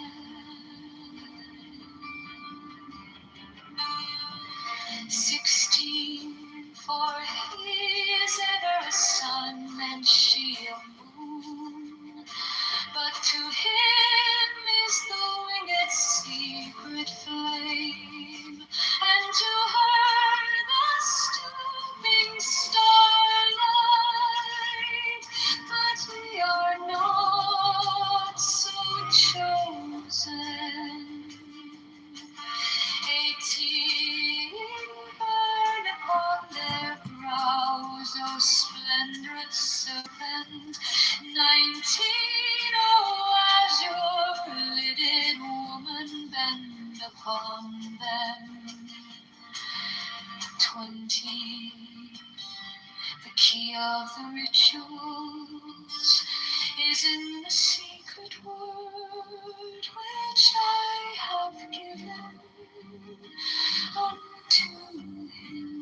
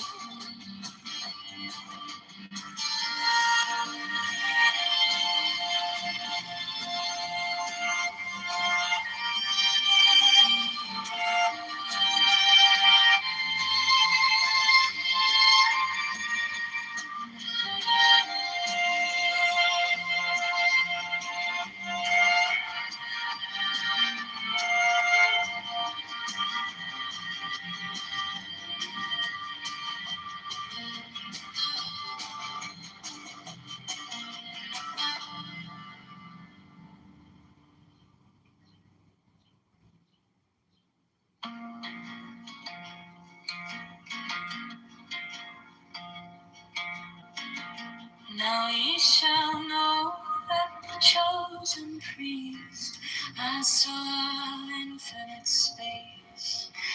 What up, Joe? I just got kicked out of Serendipity's room by Monica. Monica? Bunch of Karens, in my opinion. What are you doing today? I'm just doing some computer work. I was watching Trump speak right now. Did you see Meta? You live in Louisiana, right? $10 billion Louisiana data center is getting $3.3 billion in tax breaks, more than 7 years of the state's entire lease budget. But anyways, what is Trump doing? Is he in the Rose Garden or something? No, he's in the where the press secretary speaks. Oh, really? He's talking about the war with Iran. Oh, shit. Yeah, that's live right now. He's been talking for a while. If you were like, Let me pull it up. I think they're about to ramp it up again. Yeah. Ivan Ranklin just said now that Thomas Massey's gone. He got attacked. And it had the reverse effect. The neighbors came onto our side and started attacking them, and actually quite successfully. If you look at Saudi Arabia, you look at UAE, Qatar, and others. But they were strong and they were smart, but they got attacked. Nobody, when I first started, I said, no, somebody made a mistake. There was no mistake. UAE had over 1,000 missiles shot at it, knocked them almost all down. On the very first day I came down the escalator in 2015, I said, quote, I will stop Iran from getting nuclear weapons. And all I'm doing is keeping my promise. Think of that. That was in 2015. I said it. It was a threat then and a much bigger threat now, but no longer a threat, not for a long time anyway.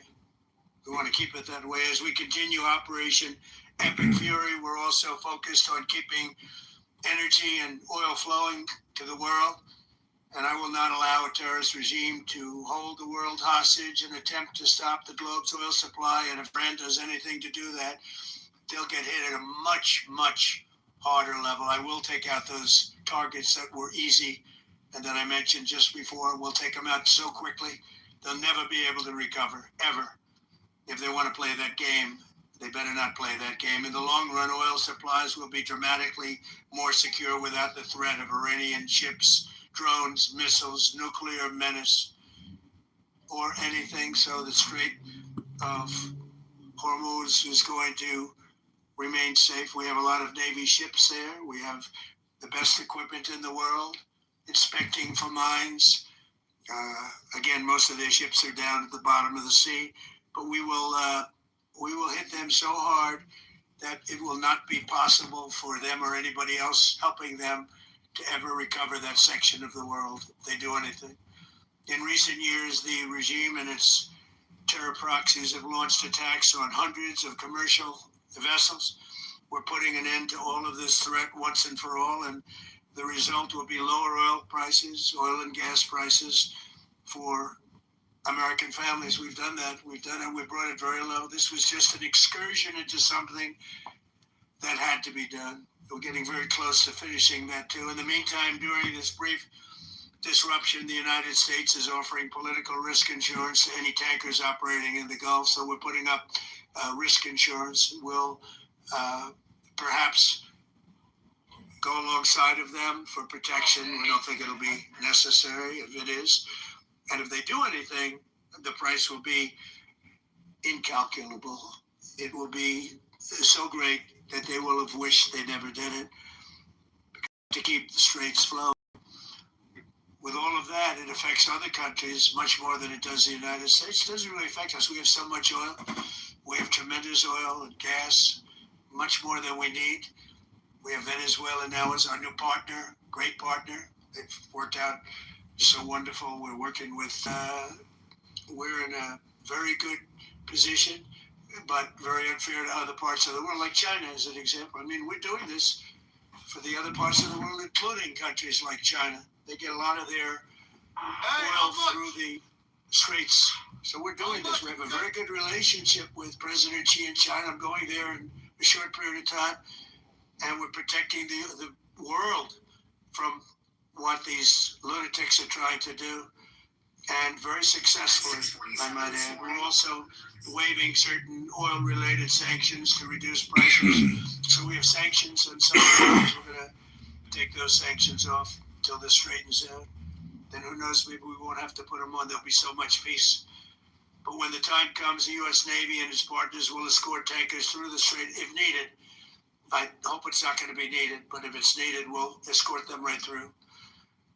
We have the greatest mine-sweeping ability. We have the greatest ships, and all of them. We know exactly where they're placed. We'll get them out of there very fast, but we hope we don't have any of that. And again, if they do that, if they play that game, we're going to hit them at a level that they have not seen before. So we're winning the greatest people in the world. Nobody's ever seen anything like it. Iran's a very powerful country. They were going to take over the Middle East. If we did not hit them, they were going to take over the Middle East. They had thousands and thousands since their last hit. They had thousands and thousands of missiles and everything else. Most are new with this. They were going to take over the Middle East, and they were going to try and destroy Israel. So we stopped it with good timing, and we're very proud to be involved in this, and it's going to be ended soon. And if it starts up again, they'll be hit even harder. Thank you very much for being here. Go ahead. Any questions? Thank you so much. Do you approve of Iran's new supreme leader? And secondly, can you tell us more about your call with Russian President Vladimir Putin today? Yes. What did you discuss? Yes, I had a very good call with President Putin. We had a lot of people on the line from our side, from his side. We were talking about Ukraine, which is just a never-ending fight. And when look, there's tremendous hatred between President Putin and President Zelensky. They can't seem to get it together. But I think it was a positive call on that subject. And we obviously talked then about the Middle East. And he wants to be helpful. I said, you could be more helpful by getting the Ukraine-Russia war over with. That would be more helpful. But we had a very good talk, and he wants to be very constructive. Yeah. Yeah, please. Thank you, Mr. President. On Iran, you called it an excursion. You said it would be over soon. Are you thinking this week it will be over? No, talking soon. about days. I think so. Okay, and with respect very soon. Look, everything they have is gone, including their leadership. In fact, there are 2 levels of leadership, and even actually, as it turns out, more than that. But 2 levels of leadership are gone. Most people have never even heard about the leaders that they're talking about. So it's obviously been very, very powerful, very effective. to Cuba, you said that Cuba wants to make a deal. Yes. What would the United States get in return for that, and why should Americans trust Marco Rubio to negotiate it? Well, Marco Rubio is doing a great job. I think he's going to go down as the greatest Secretary of State in history. Look at what we've done. And so do the American people trust. He's been successful no matter where he's been. He also speaks the language, which is always nice and always helpful. But he's dealing, and it may be a friendly takeover. It may not be a friendly takeover. It wouldn't matter because they're down to, as they say, fumes. They have no energy. They have no money. They're in deep trouble on a humanitarian basis. And we don't want to see that, but they were very, very bad to a lot of people, as you know, and a lot of people living the Cuban American, which I got at record levels. Very important. Those people are very important to me. I know what they went through. They went through hell. Some of them have gone on to be some of the most successful people in the country. Cuban American business people, some of them are like the most successful. As a freelancer, I content creator, some months are great, and some months are just not it. Here's how I make this way of earning. Long time. The Castro regime was brutal, but they lived off Venezuela. Now they don't live off Venezuela. It sends them no energy, no fuel, no oil, no money, no nothing. They lived without Venezuela. They couldn't have made it, and we cut them off from everything else. So, they're going to make either a deal or we'll do it just as easy anyway. Yeah. Please, go ahead. There's footage that shows that an American missile strike and a Tomahawk missile likely destroyed that Iranian girls' school. So will the U.S. accept any responsibility? Well, I haven't seen it. And I will say that the Tomahawk, which is one of the most powerful weapons around, is used by, sold and used by other countries, you know that. And whether it's Iran, who also has some Tomahawks, I wish they had more. But whether it's Iran or somebody else, the fact that a Tomahawk is very generic. It's sold to other countries. But that's being investigated right now. Yeah, please. Thank you. Thank you. Mr. President, you said the war is, quote, very complete, but your defense secretary says this is just the beginning. So which is it, and how long should Americans be prepared? Well, I think you could say it both. It's the beginning. It's the beginning of building a new country. But they have no Navy. They have no Air Force. They have no anti-aircraft.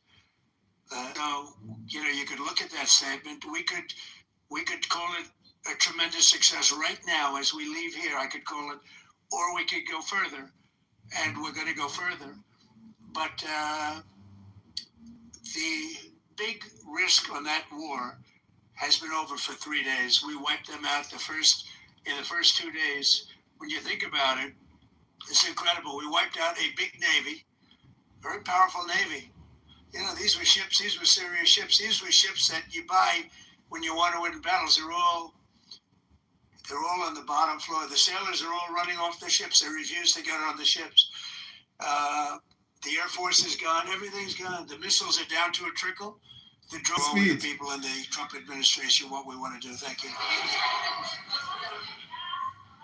Yeah, please. can I ask you, you mentioned you were going to waive certain additional oil waivers or sanctions. Can you talk a little bit more about that and address in particular? Well, we're looking to keep the oil prices down. We went artificially up because of this excursion into a very positive thing. I mean, this was an excursion that a lot of people wouldn't have done. I knew oil prices would go up. This was a military success, the likes of which people haven't seen. We have the best military. We have the best equipment. We have, I believe, the best generals. We have the best. And this went very quickly. We talked about that with President Putin. He was very impressed with what he saw because nobody's ever seen anything quite like it. You know, Iran was a very powerful military country with all of the missiles. Now, you had the double attack. You had the original attack with us in Israel, and that knocked them for a loop. Then you had the B-2 bombers, which took out their nuclear capability, and they would have had a nuclear weapon within 2 weeks to 4 weeks. And they would have used it long before this press conference. And we might have had a much different press conference if we had a press conference at all. But it's been amazing.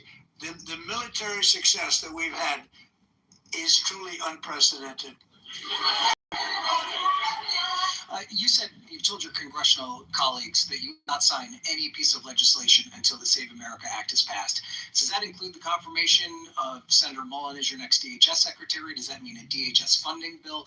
And Senator Thune said today it's not a matter of whether or not your Republican colleagues agree with the policy. It's about changing the process. In other words, getting rid of the filibuster to get. So in order to get it, you're going to need Democrat votes. And what we're saying is the Save America, not the SAVE Act, which nobody knew what it was, the Save America Act, the Save America Act.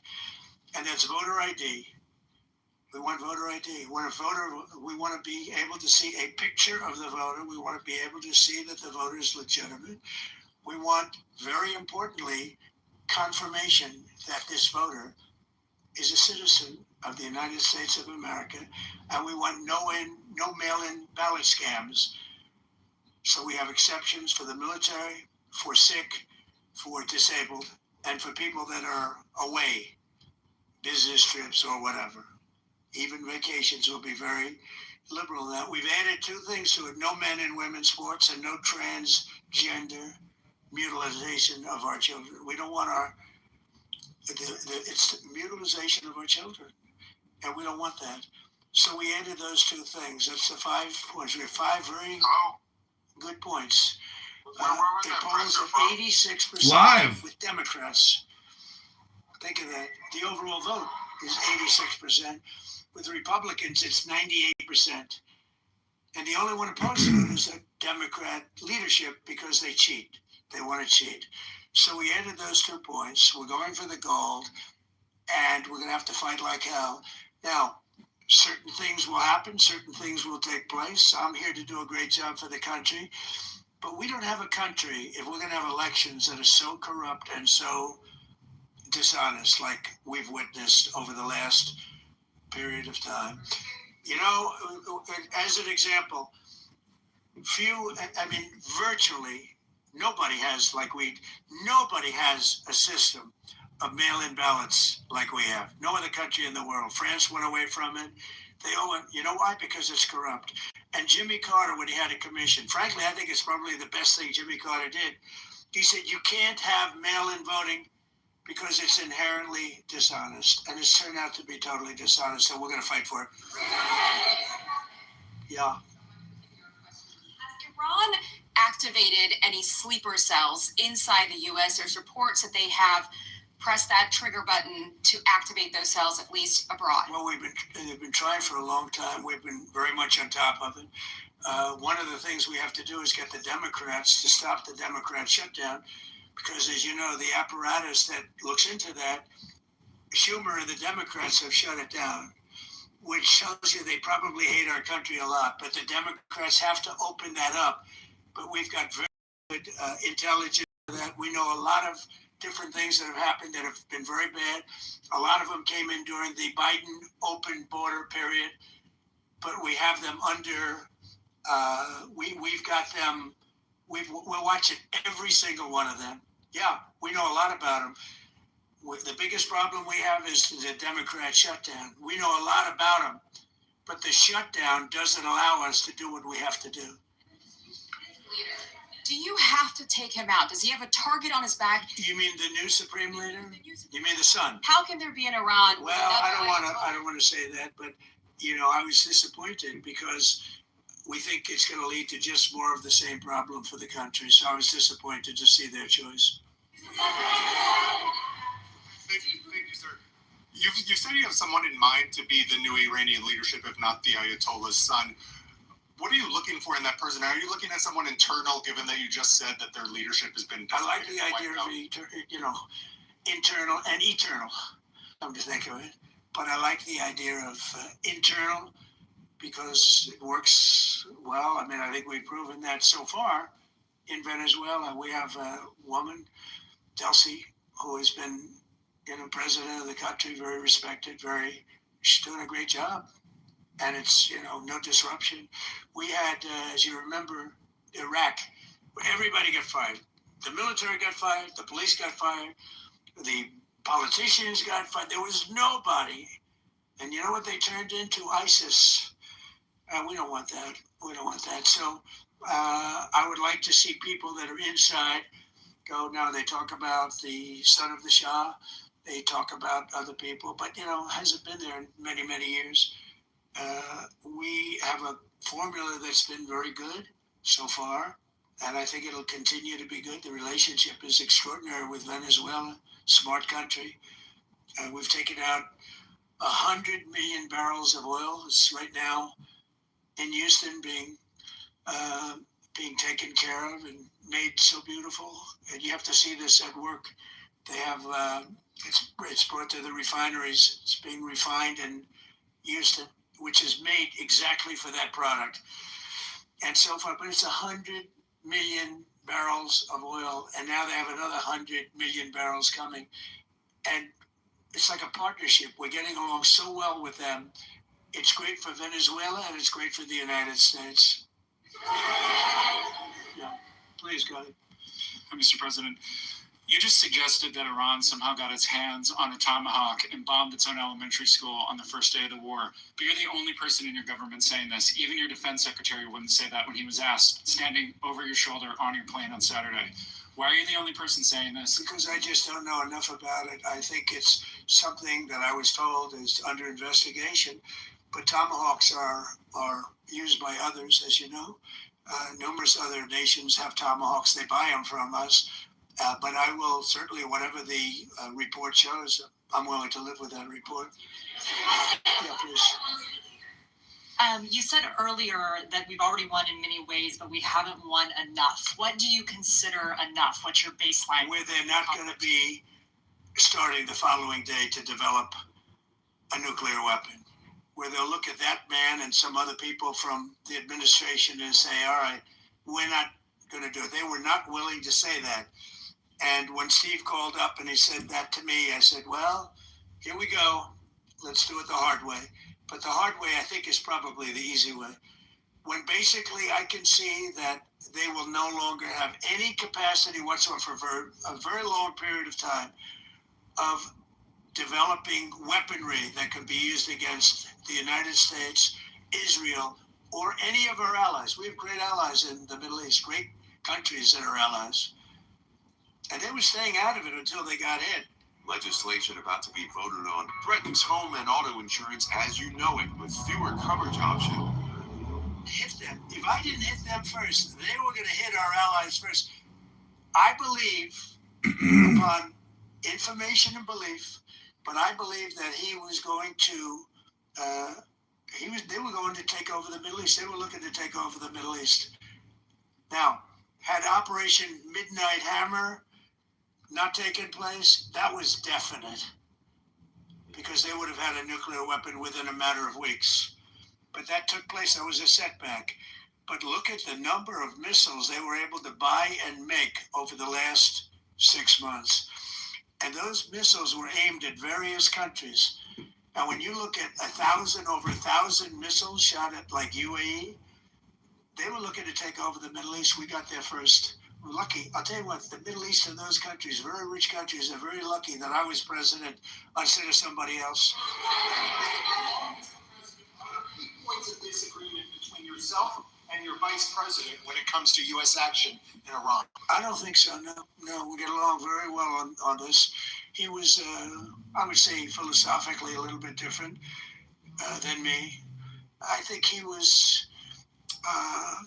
maybe less enthusiastic about going, but he was quite enthusiastic. But I felt it was something we had to do. I didn't feel we had a choice. If we didn't do it, they would have done it to us. I felt based on the negotiations that were being had by Steve Witkoff and Jared Kushner and Marco and Pete and everybody was in the back, Liz, in the back.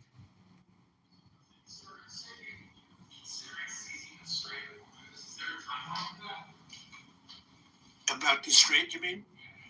Yeah, well, I want to keep it open. I want to keep it good. You know, it doesn't pertain to us so much as it does to China. We're really helping China here and other countries because they get a lot of their energy from the straits. But, hey, look, we have a good relationship with China. It's my honor to do it. Yeah. Leader, you have called him an unacceptable choice. So does he have a target on his back? And how can you say I don't want to say whether or not he does because that would be inappropriate. But hey, look, I had a target on my back because, as you people wrote pretty well, they caught the assassin that was after me. So we just got them first, but they caught the assassin. They have him now in custody, those after me. So, you know, but people don't like to mention that, but they did catch him. And I'd like to congratulate our military, Secret Service, FBI, all of the people that worked on that, but they did. Yeah, please.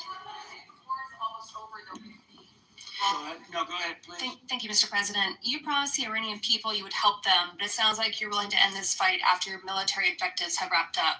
Isn't that a betrayal? Will I help them? I'd like to, if they can behave. But they've been very menacing. You know, they're great people. They have an amazing population. It's amazing, smart, brilliant, energetic. They have a great point. I'd love to help them, but they have to be in a system that allows them to be helped. And now you add that up to all of the other things, Midnight Hammer, getting rid of the nuclear threat from Iran, which is a big moment in history, in my opinion. And the great success we've had in Venezuela and all other places, every place we've gone, we've had tremendous success.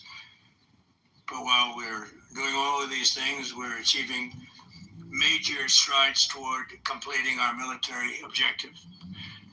And some people could say they're pretty well complete. We wiped every single There was a skip there. I'm not sure if it's still the live feed, but most of Iran's naval power has been sunk. It's on the bottom of the sea. I think we somehow lost the live. Let me see if there's another one.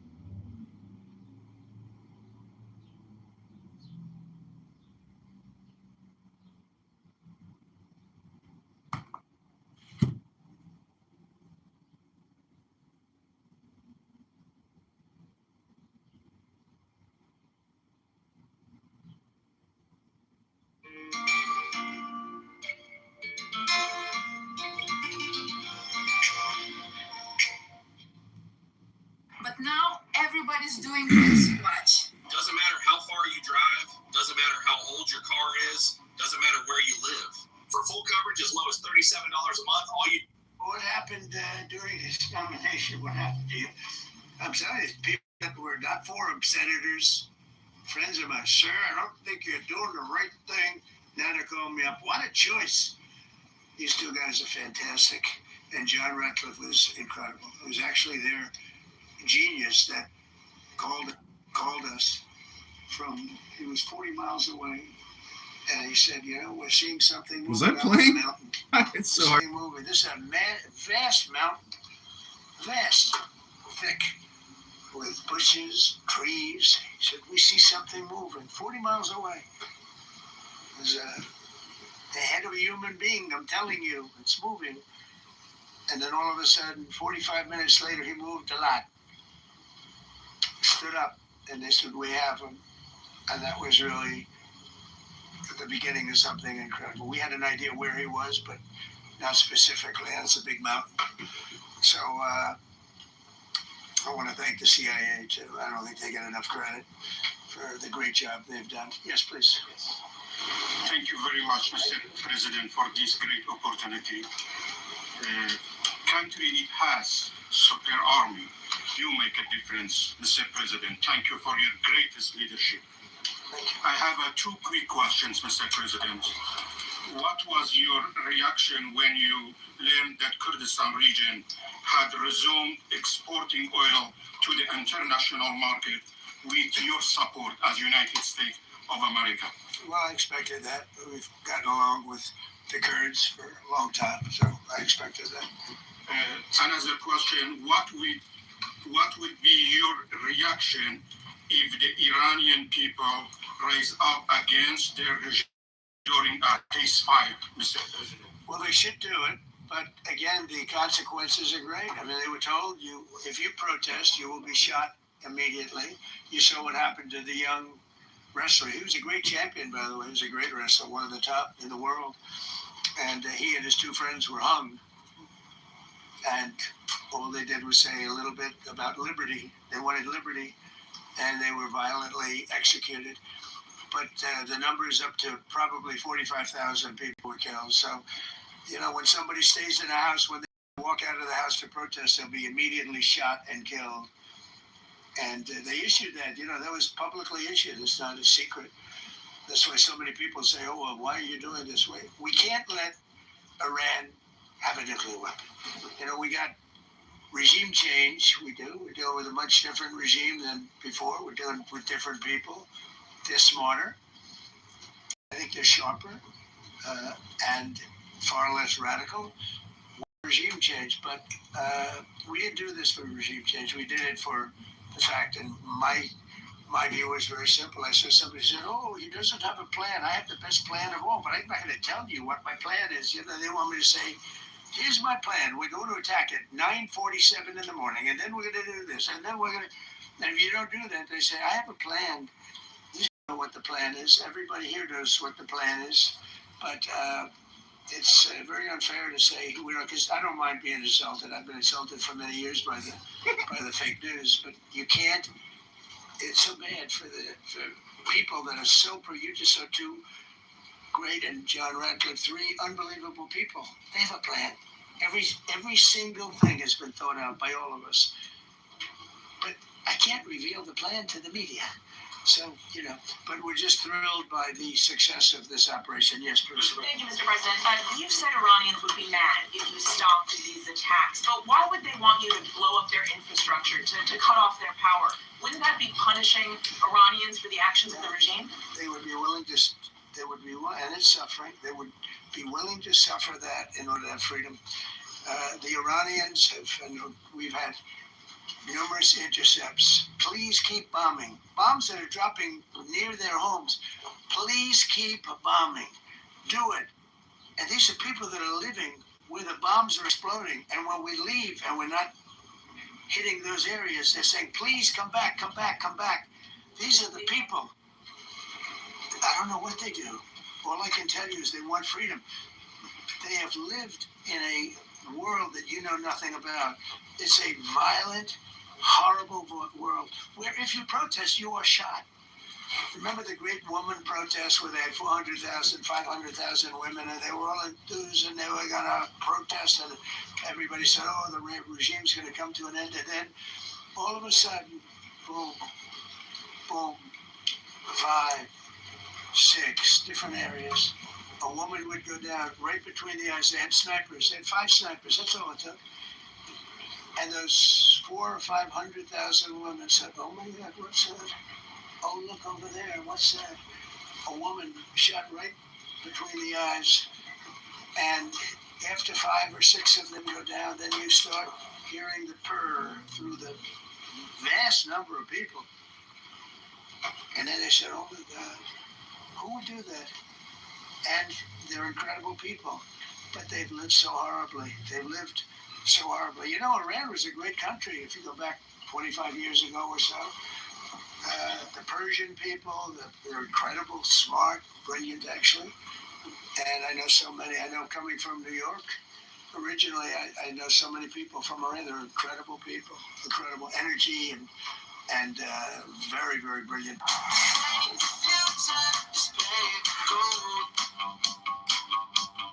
Asian woman, remember the Great Woman March? Everybody was like, oh, this is the end of the country.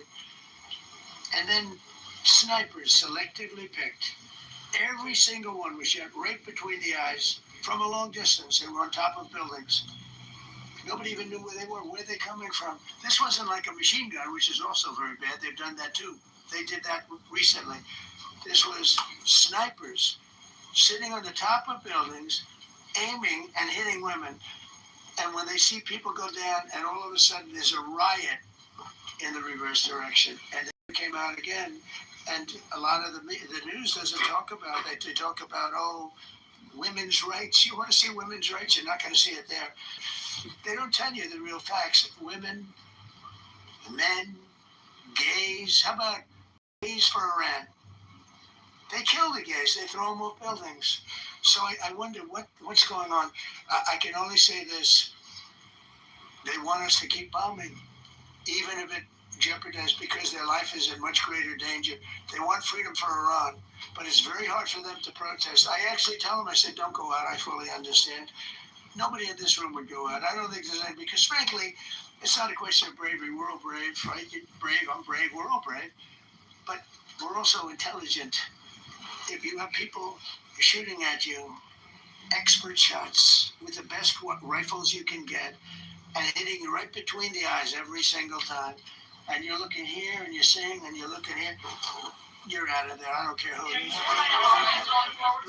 Mark Meredith, Fox News. I know that. Oh, how would I know that? Okay. America's watching. Can we go back to the weekend? First off, was everyone on board with the operation, or were there people that were trying to talk you out of going through with the operation this weekend? Not everybody was on board.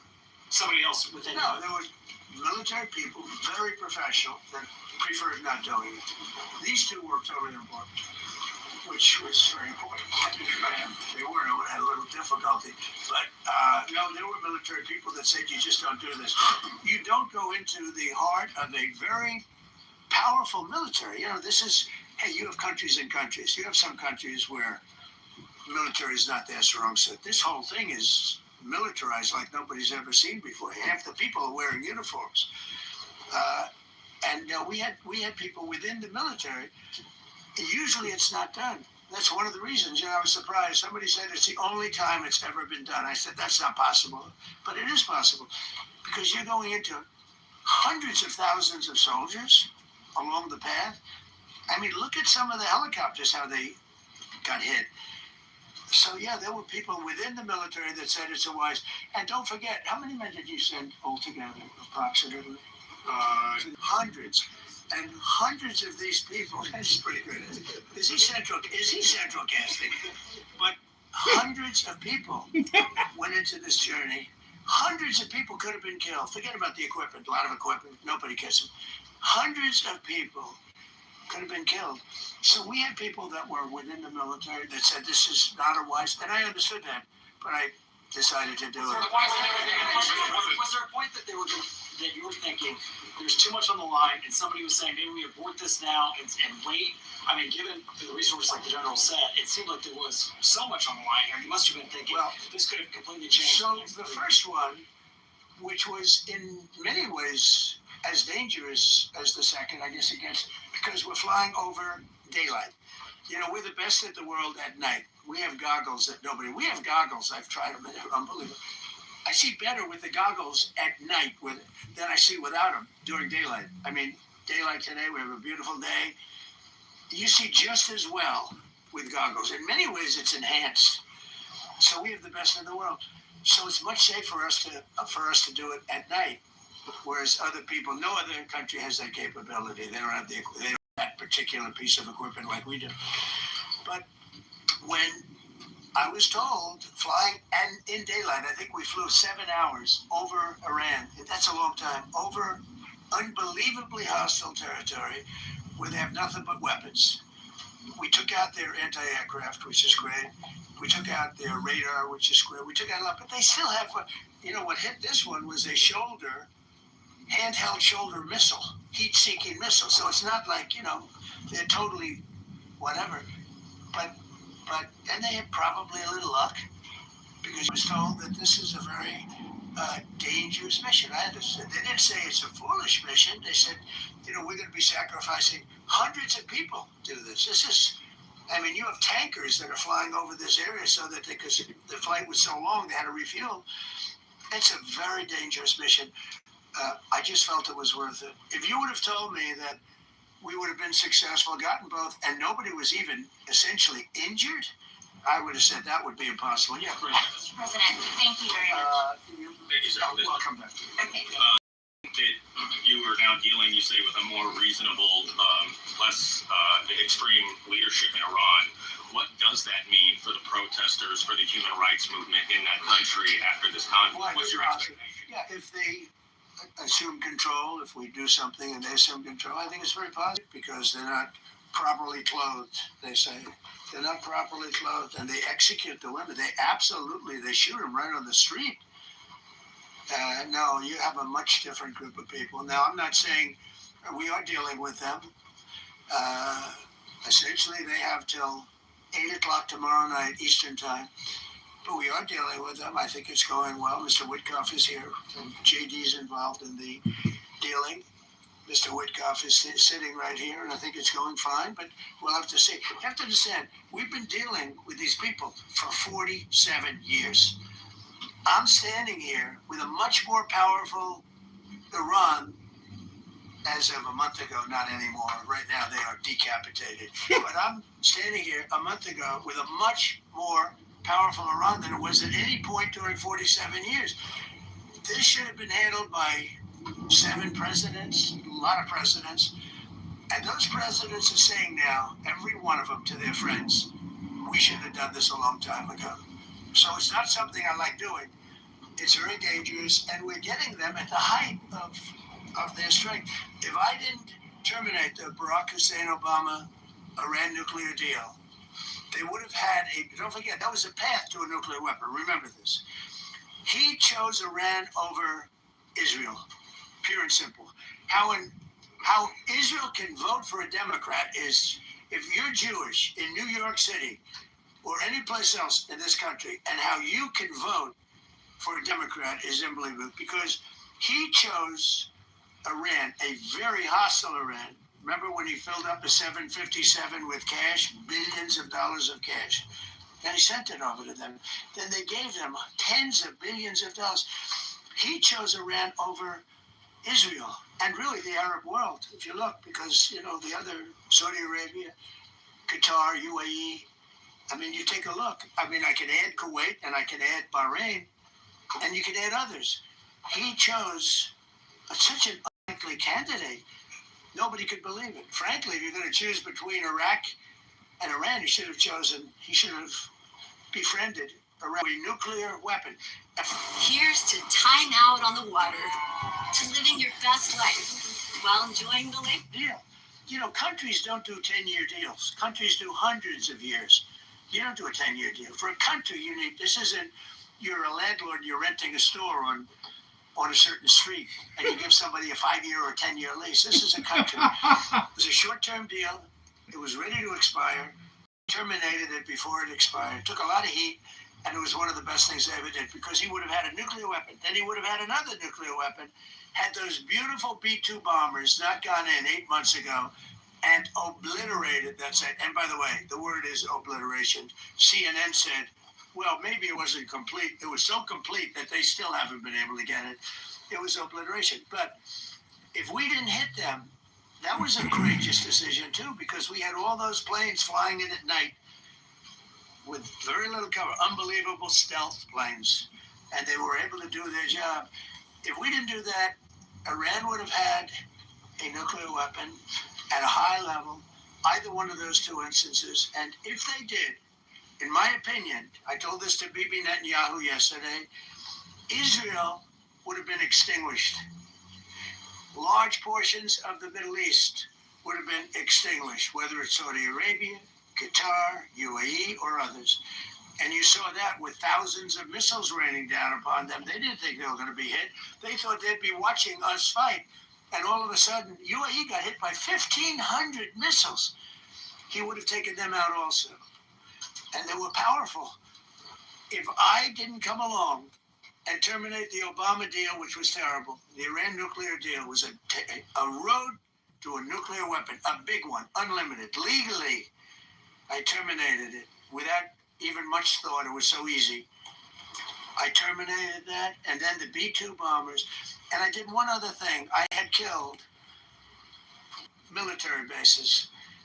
And had he lived, I believe we would be fighting perhaps a different Iran right now, because he's never been replaced, you know. And I did one other, but this one was not picked up.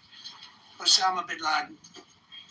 If you read my book, I said you got to take him out 1 year before the World Trade Center came down. So I wish you'd read the book and then think, yeah, please. Thank you so much for taking my question, Mr.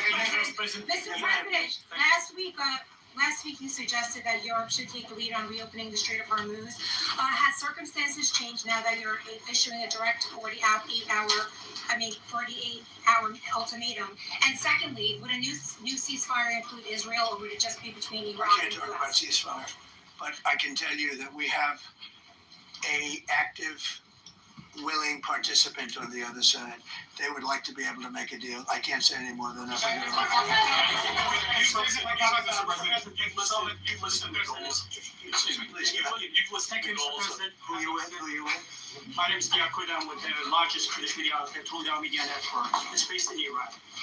Mr. President, you said before that you don't want the Kurdish forces to enter Iran and be harmed. Do you still want them to stay away? Or what role? I don't know. They bring death. I mean, you know, to themselves. But I'd rather have them stay.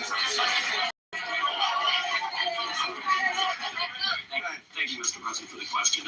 Deliberate attacks on civilian infrastructure violate the Geneva Conventions and international law. I'm with the New York Times. Zolan from the New York Times. Are you concerned? Circulation way down at the New York Times. Are you concerned that your threat to bomb power plants and bridges amount to crimes? No.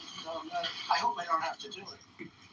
But again, I just said 47 years they've been negotiating with these people. They're great negotiators. Why would that and because they're not going to have a nuclear weapon.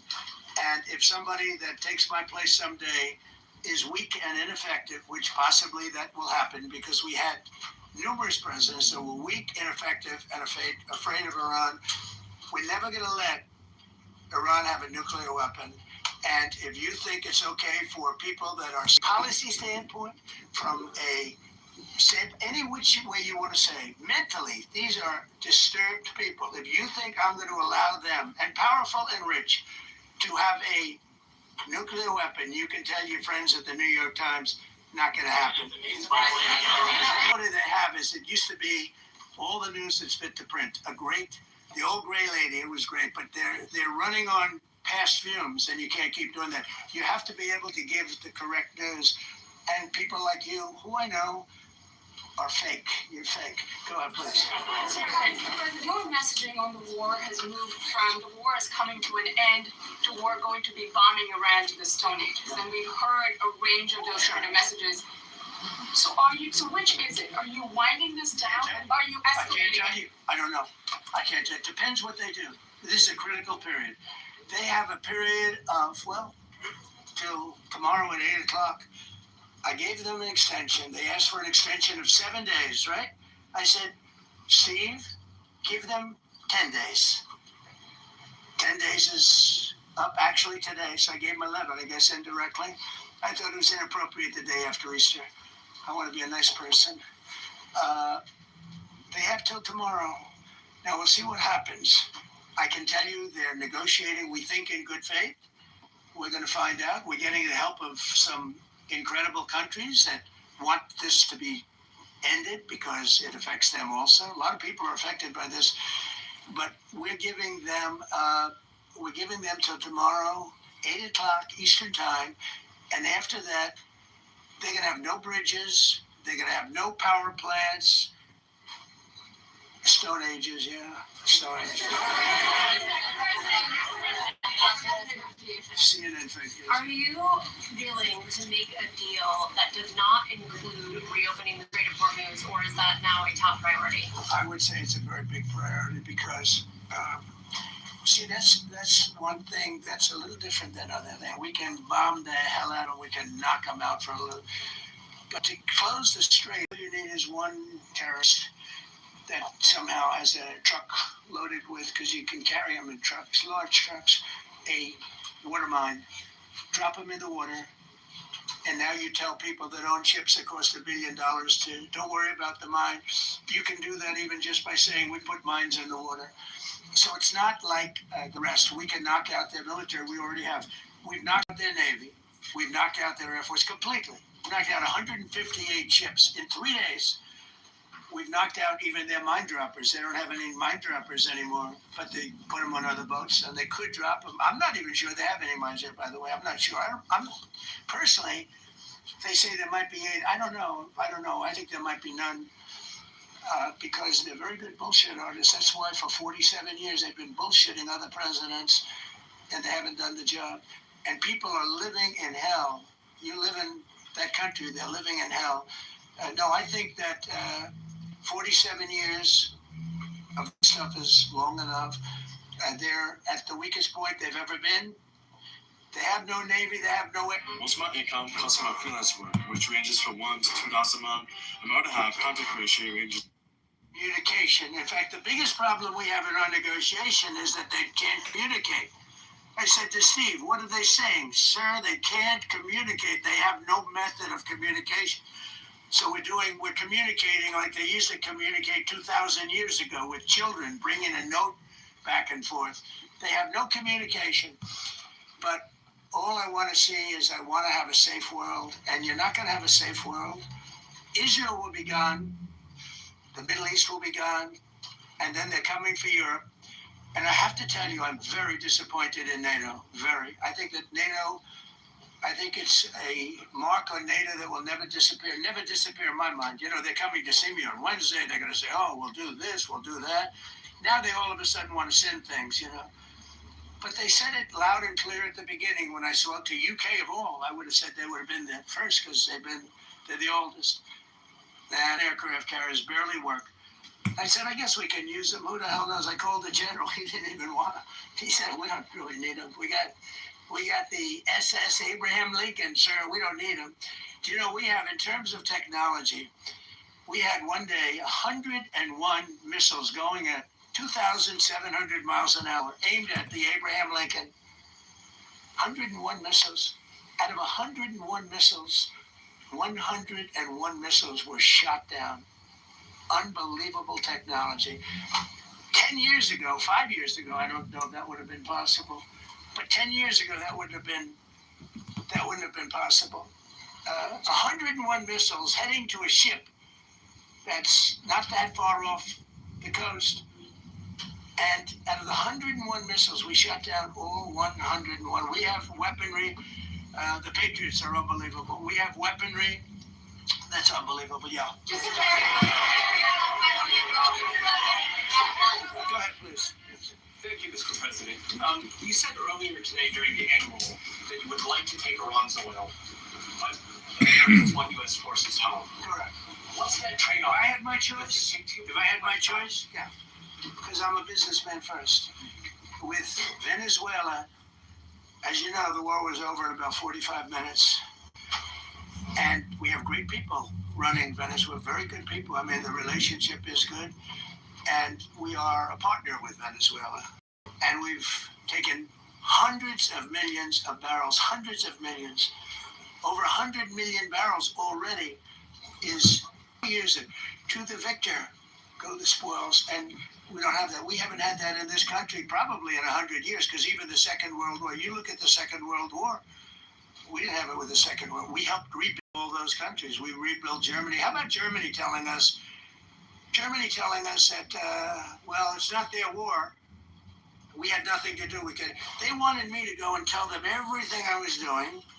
We didn't know anything about it. Well, if I would have told them, they would have leaked it, and we wouldn't have been nearly as successful, possibly, right? but to the victor belong the spoils. So we haven't heard that in, I think, maybe hundreds of years. Now with Venezuela, and we, just so you understand, the people of Venezuela, they say if I ran for president of Venezuela, I'm polling higher than anybody has ever polled in Venezuela. So after I'm finished with this, I can go to Venezuela. I will quickly learn Spanish. It won't take too long. I'm good at language. And I will go to Venezuela. I'm going to run for president. But we're very happy with the president-elect that we have right now, the people that are running it. If you remember Bush with Iraq, they fired the generals, they fired the police, they fired the people that worked in their equivalent to the White House. They fired everybody. And you know what they had? They had a mess. And you know what happened? ISIS formed. Those generals and those soldiers got together. The police got together. They all got together. They formed ISIS. Not going to happen with us. So Venezuela's been an incredible situation. We went in. We were very successful. Military power like nobody's ever seen. The general, Venezuelan general, said, I was on that site. I said, I've never seen ferocity like that. I've been doing this for 40 years. He said, I've never seen it. They hit us from 17 different, they were all set. They saw that big, beautiful aircraft carrier, the Ford in that case, and planes were pouring off it at 1 o'clock in the morning. So typically when you see that late at night, you know, you could be in trouble, right? And we were all ready. They had their equipment. It was Russian. And they had Chinese equipment. It was all set. They were going to give us a fight. He said, and then they came. And they came at speeds like we've never seen. And they came at 17 different angles. The general and his people, that was a lot of angles. They hit him from every angle. He said, we knew it was over in 3 minutes. We were waiting for them. Their equipment didn't work. And there's a reason it didn't work. Someday we'll explain that to people. They pressed the button, nothing happened. They pressed it again and again, nothing happened. And he said, we knew this whole thing was over in 3 minutes. We've never seen any, he used the word ferocity. The ferocity of these planes from 17 different angles, and it was over. They went inside. And remember, that was on a military base with thousands of soldiers. And those soldiers looked and they said, get the hell out of here. Thousands. We didn't have thousands. We had like 200 people. So we have a great military. And I'll tell you what, somehow this rescue captured the world's attention, more so than normally. You're talking about 2 people. But this rescue captured the world's attention. But we did it in Venezuela. That was amazing. And now we have a very bad man in prison and going to trial. I mean, we released, aside from the drugs, which he was terrible, Maduro released hundreds of thousands of people from jails into our, probably didn't know. And we had a border czar who never went to the border and never once called our great border patrol agents, right? Not once, Kamala. She never called the border patrol. She never said, how we do? I used to call the border patrol guys every day. You can ask them, Paul, ask any one of them. Brandon, ask them all the time. How are we doing? How are we doing? And we now, I'm proud to say, have a totally sealed border. 9 months, nobody is coming through our border. And nobody even tries because they're not going to get through. So we don't have caravans anymore. So maybe 1 or 2 more and we'll be done. Mr. President, are you allowed to, or are you willing to end this conflict with Iran charging tolls for passage through the strait? Us charging tolls? Iran. What about us charging tolls? Is that something you're considering? I'd rather do that than let them out on run. Why shouldn't we? We're the winner. We won. Okay. They are militarily defeated. The only thing they have is the psychology of, oh, we're going to drop a couple of mines in the water, all right? No, we have a concept where we'll charge tolls, okay? I thought you meant us. Your question would have been more accurate if you said us. So just to clarify, in order for Iran to successfully meet your deadline tomorrow, do they have to make a deal, open the strait, or both? We have to have a deal that's acceptable to me. And part of that deal is going to be, we want free traffic of oil and everything else. President, Thank you very much. You said glory be to God in this conflict. Do you believe that God supports the United States actions in this? I do, because And have you God started is your good, mission? because God is good, and God wants. Maxed out our credit cards. People say, "Oh boy, they're so tough." They don't like. I don't like seeing people killed. I've ended 8 wars. Nobody's ever done it.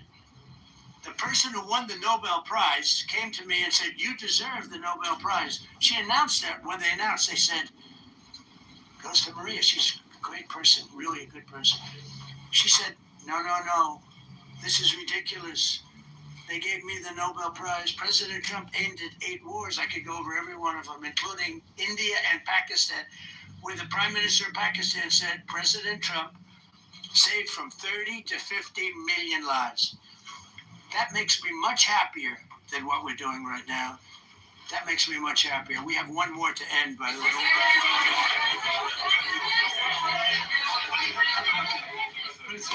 You called yesterday in your Truth Social, you called the Iranians crazy bastards. What is your response to critics who say that? I don't care about critics. What is your response to critics who say that it's your mental health that should perhaps be examined as this war continues? I haven't heard that. But if that's the case, you're going to have more people like me, because our country was being ripped off on trade and everything for many years until I came along.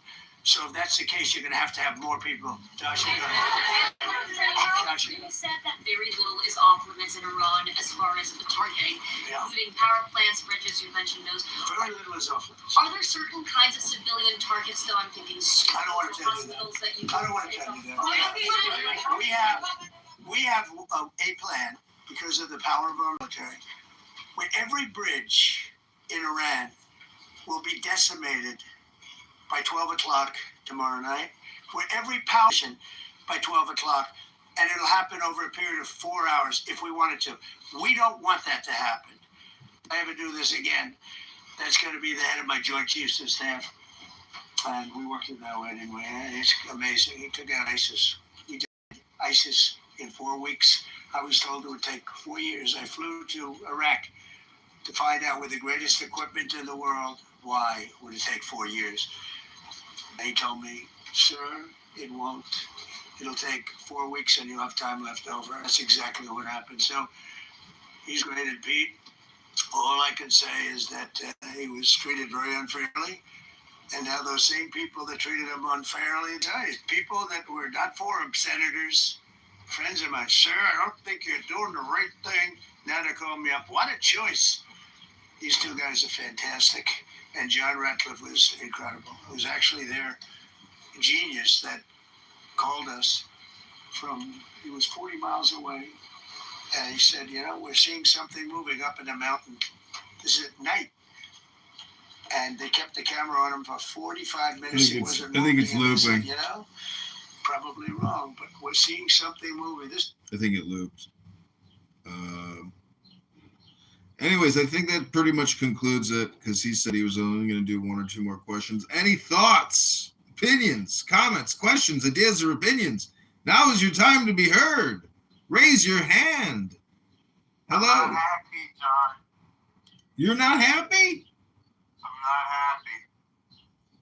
Well, you have to have faith and let it go. Well, Trump has already, as he said, he's destroyed their navy. He's destroyed their missile capacity. He has beat them up so badly. But the problem is they can't communicate because they're operating off of 7th century communication networks, having little children pass notes to the fucking intelligence that's running the network. So we have a failure to communicate. Yeah, what's the deal, though? The deal, tomorrow, 8 a.m., if they don't comply, they don't come back into compliance, he's sending them back to the Stone Age. That means compliance means what? Opening the strait? Compliance means whatever compliance means to Trump. That's what it means. He said it. I don't get it. So what are we getting? Well, you just heard him say that back in the day, we would get the money. We would get the oil. To the victor goes the spoils. To the victor goes the spoils. What do we get from Iran in that deal? What are we getting? It's undefined. What? It's not definable. It's just not. You dropped out. What did you say? I said it's undefined and undefinable, that the fog of war and the gray zone is where it's at. So we beat them up a little bit, and now we're back to the status quo ante with them weaker. That's what we get. No, and I just got done talking to someone who's not on social media.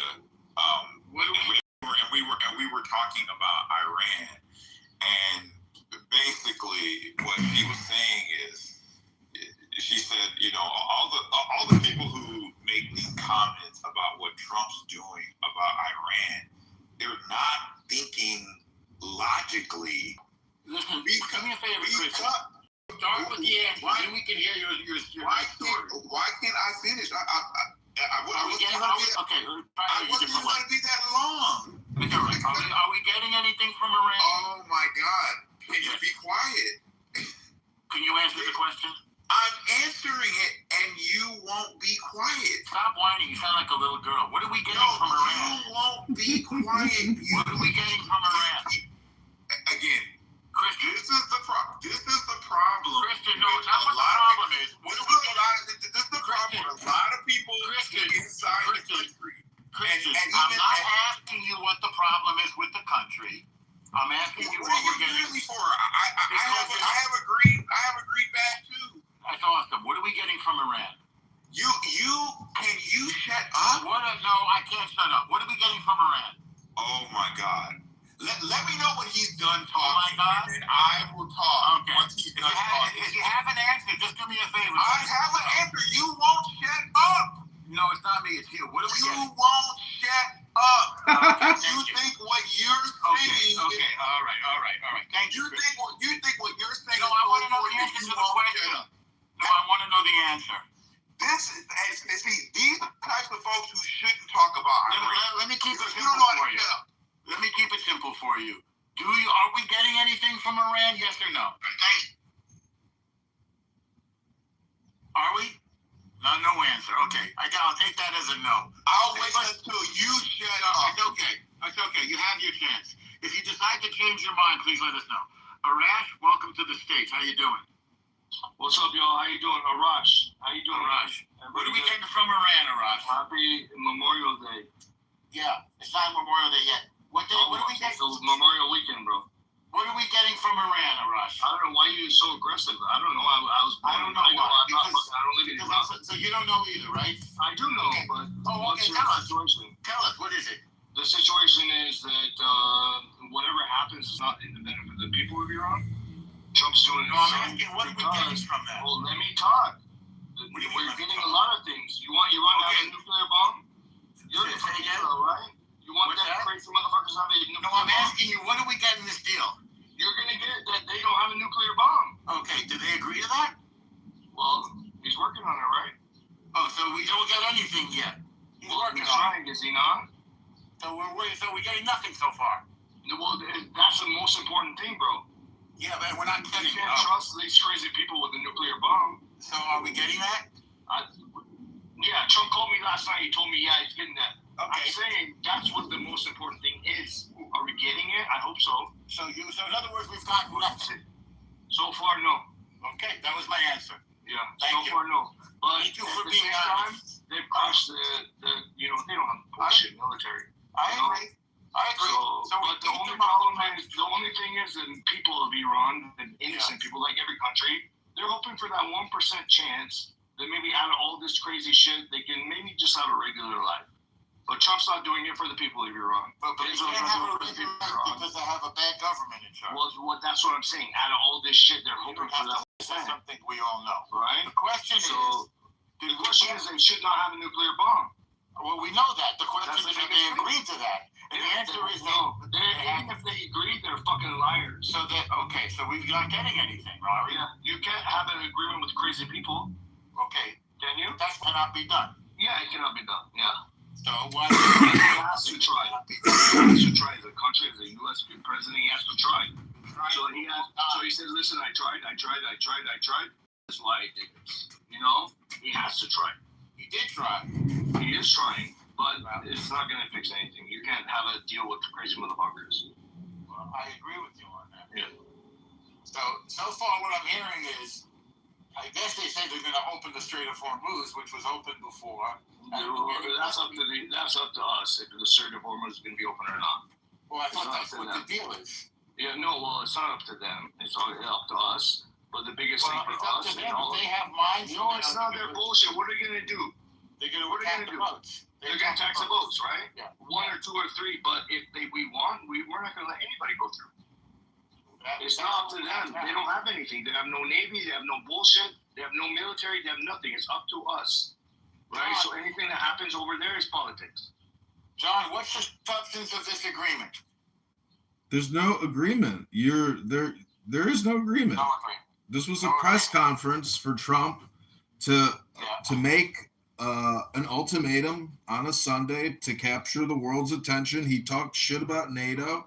He said he was disappointed in Great Britain, disappointed. And so, yeah, this was Trump trying to communicate what's going to happen, which is the obliteration of Iran's energy and communication and transportation network. If they don't come back into compliance and give Trump a peace deal of some sort, something, because as he called them, bullshitters, they love the bullshit. So why do we want John, you can't have a deal with the crazy motherfuckers, right? Trump has to do what's politically correct to show people, listen, I tried to be a good person. I tried to make a deal, but these guys are crazy motherfuckers. So if he's going to make an action, which I hope so, he does, right? Then he can say, listen, I tried for 2 or 3 months. These guys didn't cooperate. 6 months. Yeah, they didn't cooperate. Done. No. But once again, Iran is not going to change until, I don't want to say it, but until there's boots on the ground. Because these Ayatollah, you kill one of them, 5 other motherfuckers come up, right? So once again, it's not about the people of Iran, but I look at it that way as well, right? So I don't know, man. But Trump's doing what he's got to do, and he's smart. He's gang, and I love him, and he's doing the right thing. We'll see what happens. Those are nice words, but I don't see any deal here. Well, you don't have to see it. He knows, maybe. Well, I don't see it. You don't see it, and you want to know why? Well, me and you are nobody. He knows other people. Well, speak for yourself. I'm somebody. Well, listen, but nobody. Listen, we're regular people, right? No. No, okay. You're maybe Trump calls you before he makes a decision, but not me. Right? I'm not asking for a phone call. I'm asking for a deal. You're asking for a deal. Can I ask who are you? Yes. My name is in my profile. I see it. Okay, who are you? What do you mean? I mean, I know Trump. I don't know you.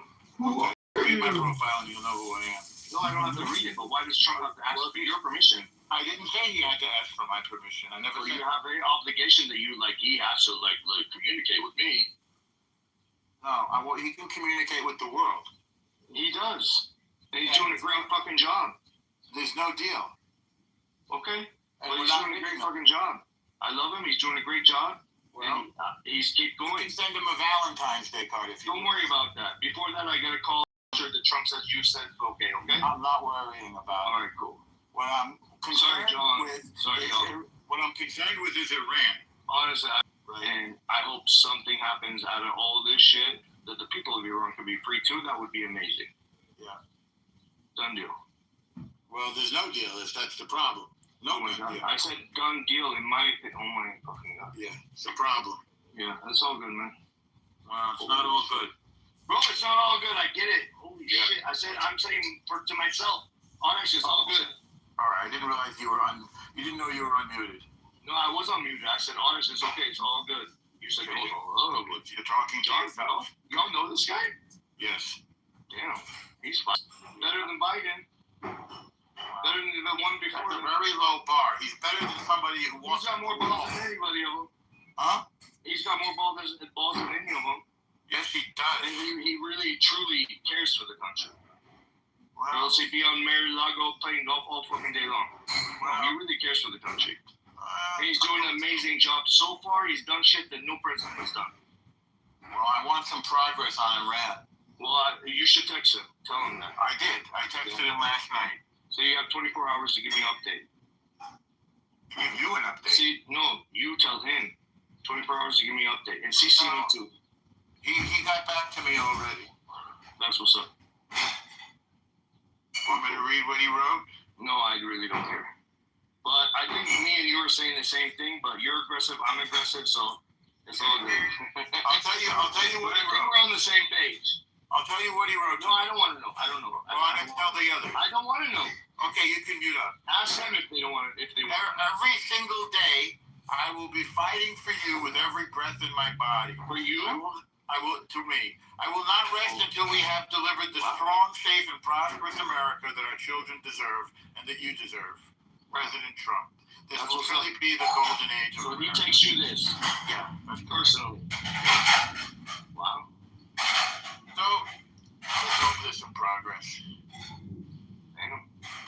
John, man.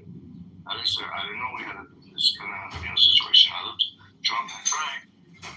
Obama follows me too. Fuck Obama. Well, I don't roll that way. My opinion. You know how many $1 million he gives to this Iran? That's why I say fuck you, Obama. Too many. Yeah. And did they use 1 penny for the people of Iran? They used it to spread terror. Exactly. So fuck Obama. I love him. He's a good people too, but fuck him for doing that shit. Fuck him. If $1 of that money went to the people of Iran, I wouldn't say this. But you can't deal with crazy motherfucking terrorism motherfuckers like this. You can't deal with them. These people need to be taken out. That's what I was hoping he would do. Yeah, that's what I hope he's gonna do too.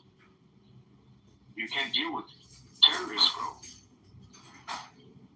I'm Persian, and it's so sad to say that, but the government's fucked up. The government is not what the people of Iran are.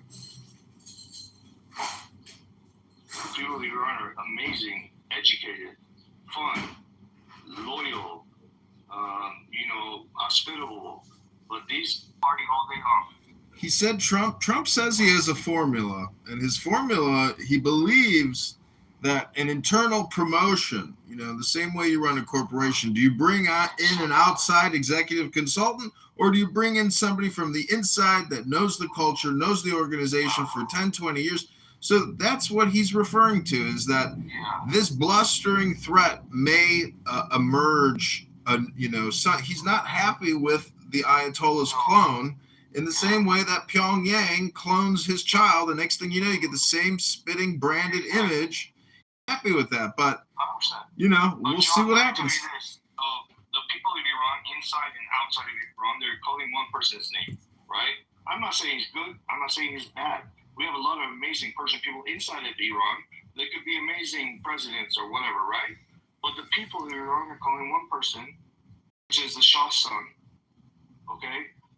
That's the only name. They're not calling my name. They're not calling El's name. They're not calling John. Yeah, we get it. We understand. We understand how branding and marketing and all these things work. But again, no, it's not branding. Yeah, he's got a brand. The Shah of Iran has. He has. Jets. He was educated. He went to France.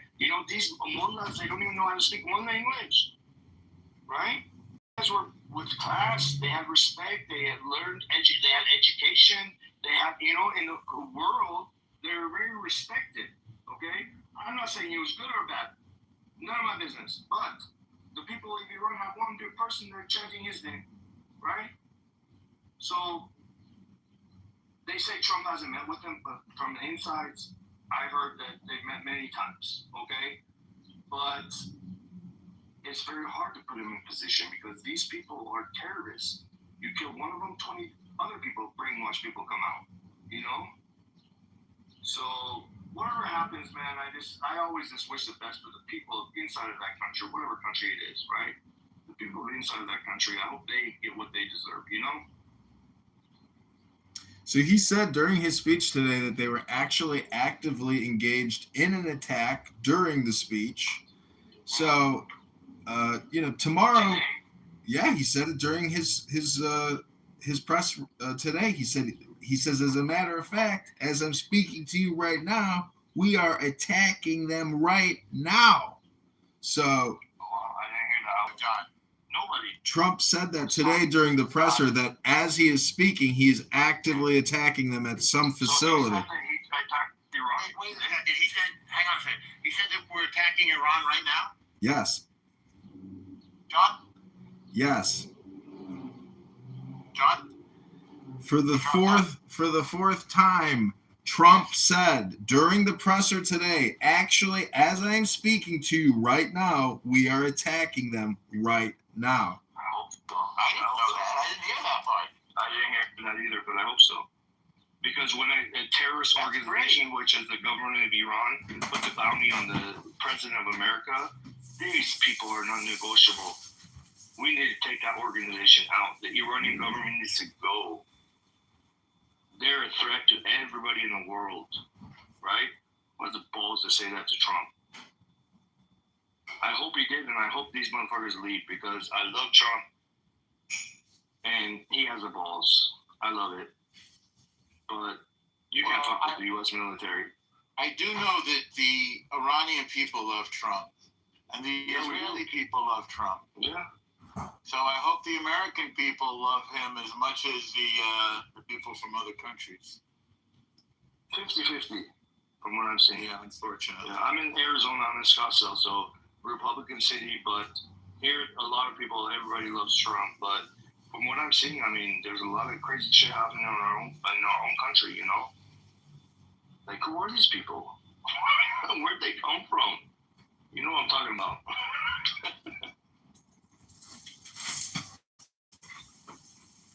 But man, I hope what John heard is a fact, and I hope he takes these motherfuckers out. I love fucking Trump. He's doing the best for the country, and I really feel he's doing it from the bottom of his heart. It isn't the money or anything. He's doing it. So I hope he's right.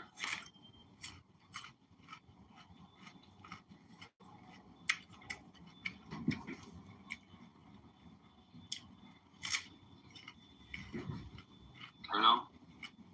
Hello? I don't talk anymore.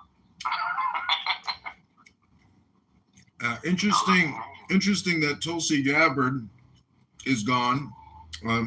Thomas Massey gone.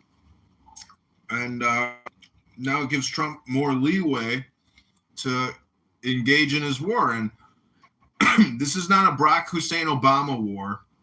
This isn't even a George war. This is a Donald Trump war where to the victor goes the spoils. The press agent says, you think it's okay for Iran to continue doing the tolls? He says, oh, yeah, I think we are going to do our own tolls. Oh, he said, oh, you said Iran did the toll. No, America's going to be doing the tolls from now on. America's going to be the one receiving the benefits, not Iran, because we've destroyed them. We've crushed their navy. They don't have a navy.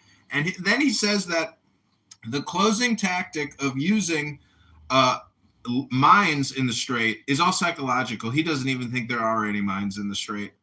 And so this was a big presser. You know, he spoke unrestricted at length. And he even probably said things that he shouldn't have said. He was talking about a secret weapon that we used in Venezuela. We have some type of push the button. Nothing worked. Mr. Kitover, why do you think that it wasn't run on any of the networks?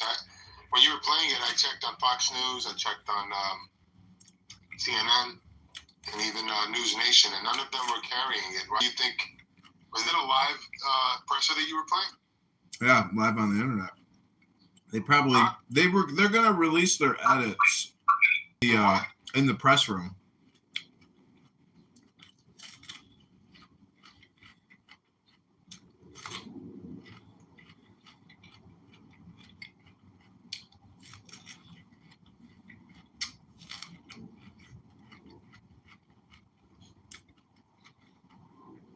I had no idea that this press event was even happening until that guy Joe Hero. I said, what are you doing today? And he goes, I'm watching Trump do a live press conference right now. I said, really?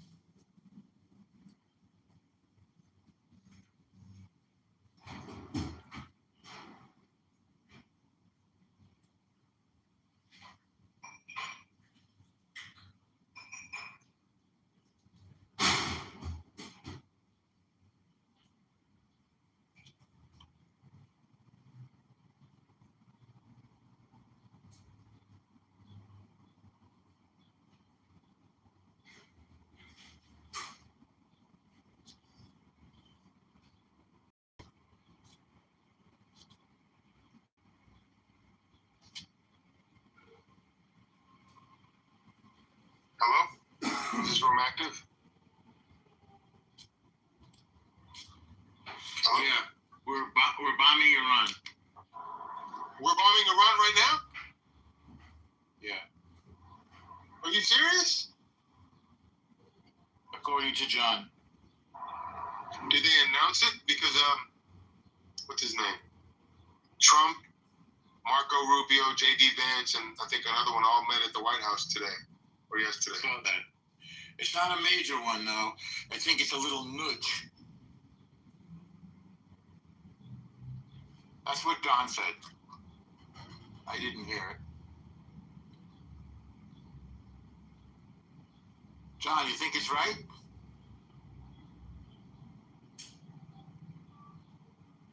John?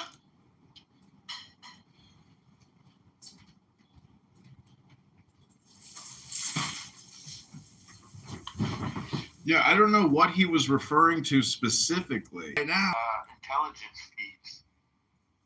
he could have been talking about something else, but I didn't mishear him, or like he said actively now, not in terms of like a massive strike, but it was some he said they requested 7 days. He said, I said give them 10. And we got Steve Witkoff right here. And Steve says, sir, they have no ability to communicate. They have no communication response system. They're passing notes in secret with children. They can't communicate with us. So this was Trump's message to them, to the world. What does compliance mean in this case?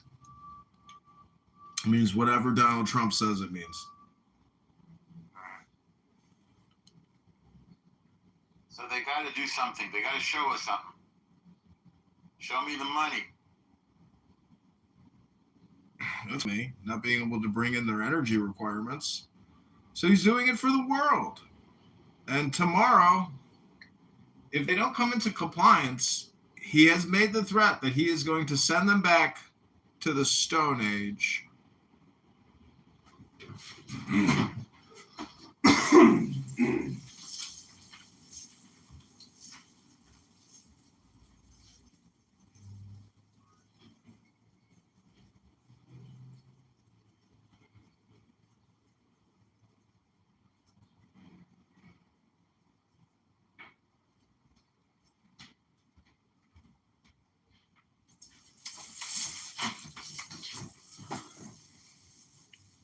He also said that the USS Abraham Lincoln had hundreds and hundreds and hundreds of rockets shot at it, and the technology on the ship is so advanced they were able to eliminate 100% of all incoming rocket strikes.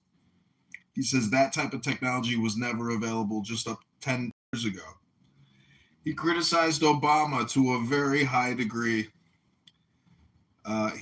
This was a lot of information that came out with, today with this presser, and I clipped it.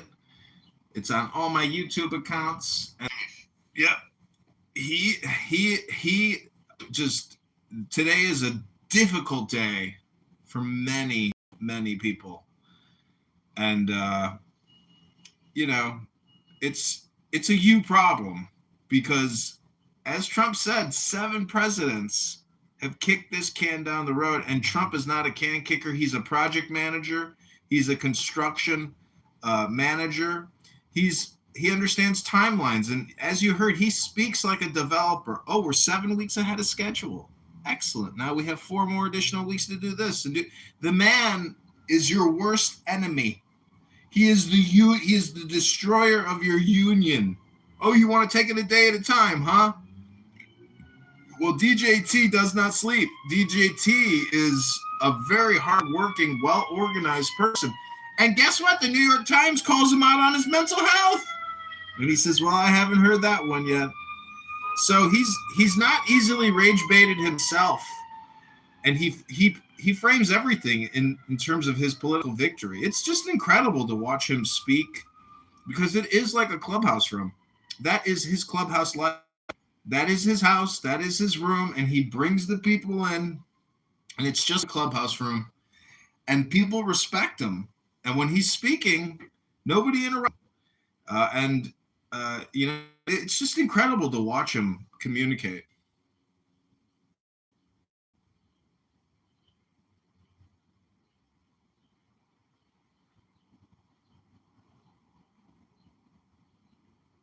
But this was a big room. Thanks for being a part of it.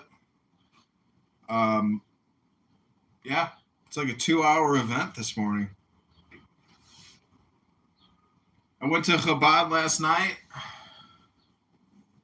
read the 10 Commandments, brought it up today with Steve Appel, brought up the first 2 commandments. Caleb was trying to explain it to them, and it's just such a mystery for them. They can't understand basic English language, don't understand the law. They think every law in the 10 Commandments should be destroyed. It means nothing to them. It's delusional. Is it a contradiction? Are there Jewish atheists? He'll say, yes, of course there. Steve Appel is such a schmuck. And, I like him still, but I'm just saying that if you don't like the book club and you don't want to pick up a book and have some fun, well, you're a boring person. Atheists are just boring. They refuse to use the technology of language to engage in playful fun. Not, I can understand the criticism of, violent genocide and wars, but, people are boring, El Normo.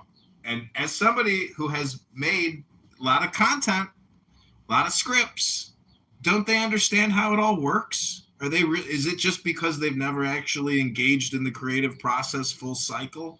Clubhouse is limited experiment attempt of some people to create a show.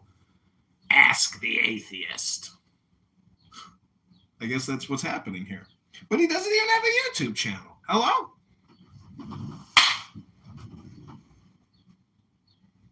He comes from the world of radio. He's a little bit behind technologically.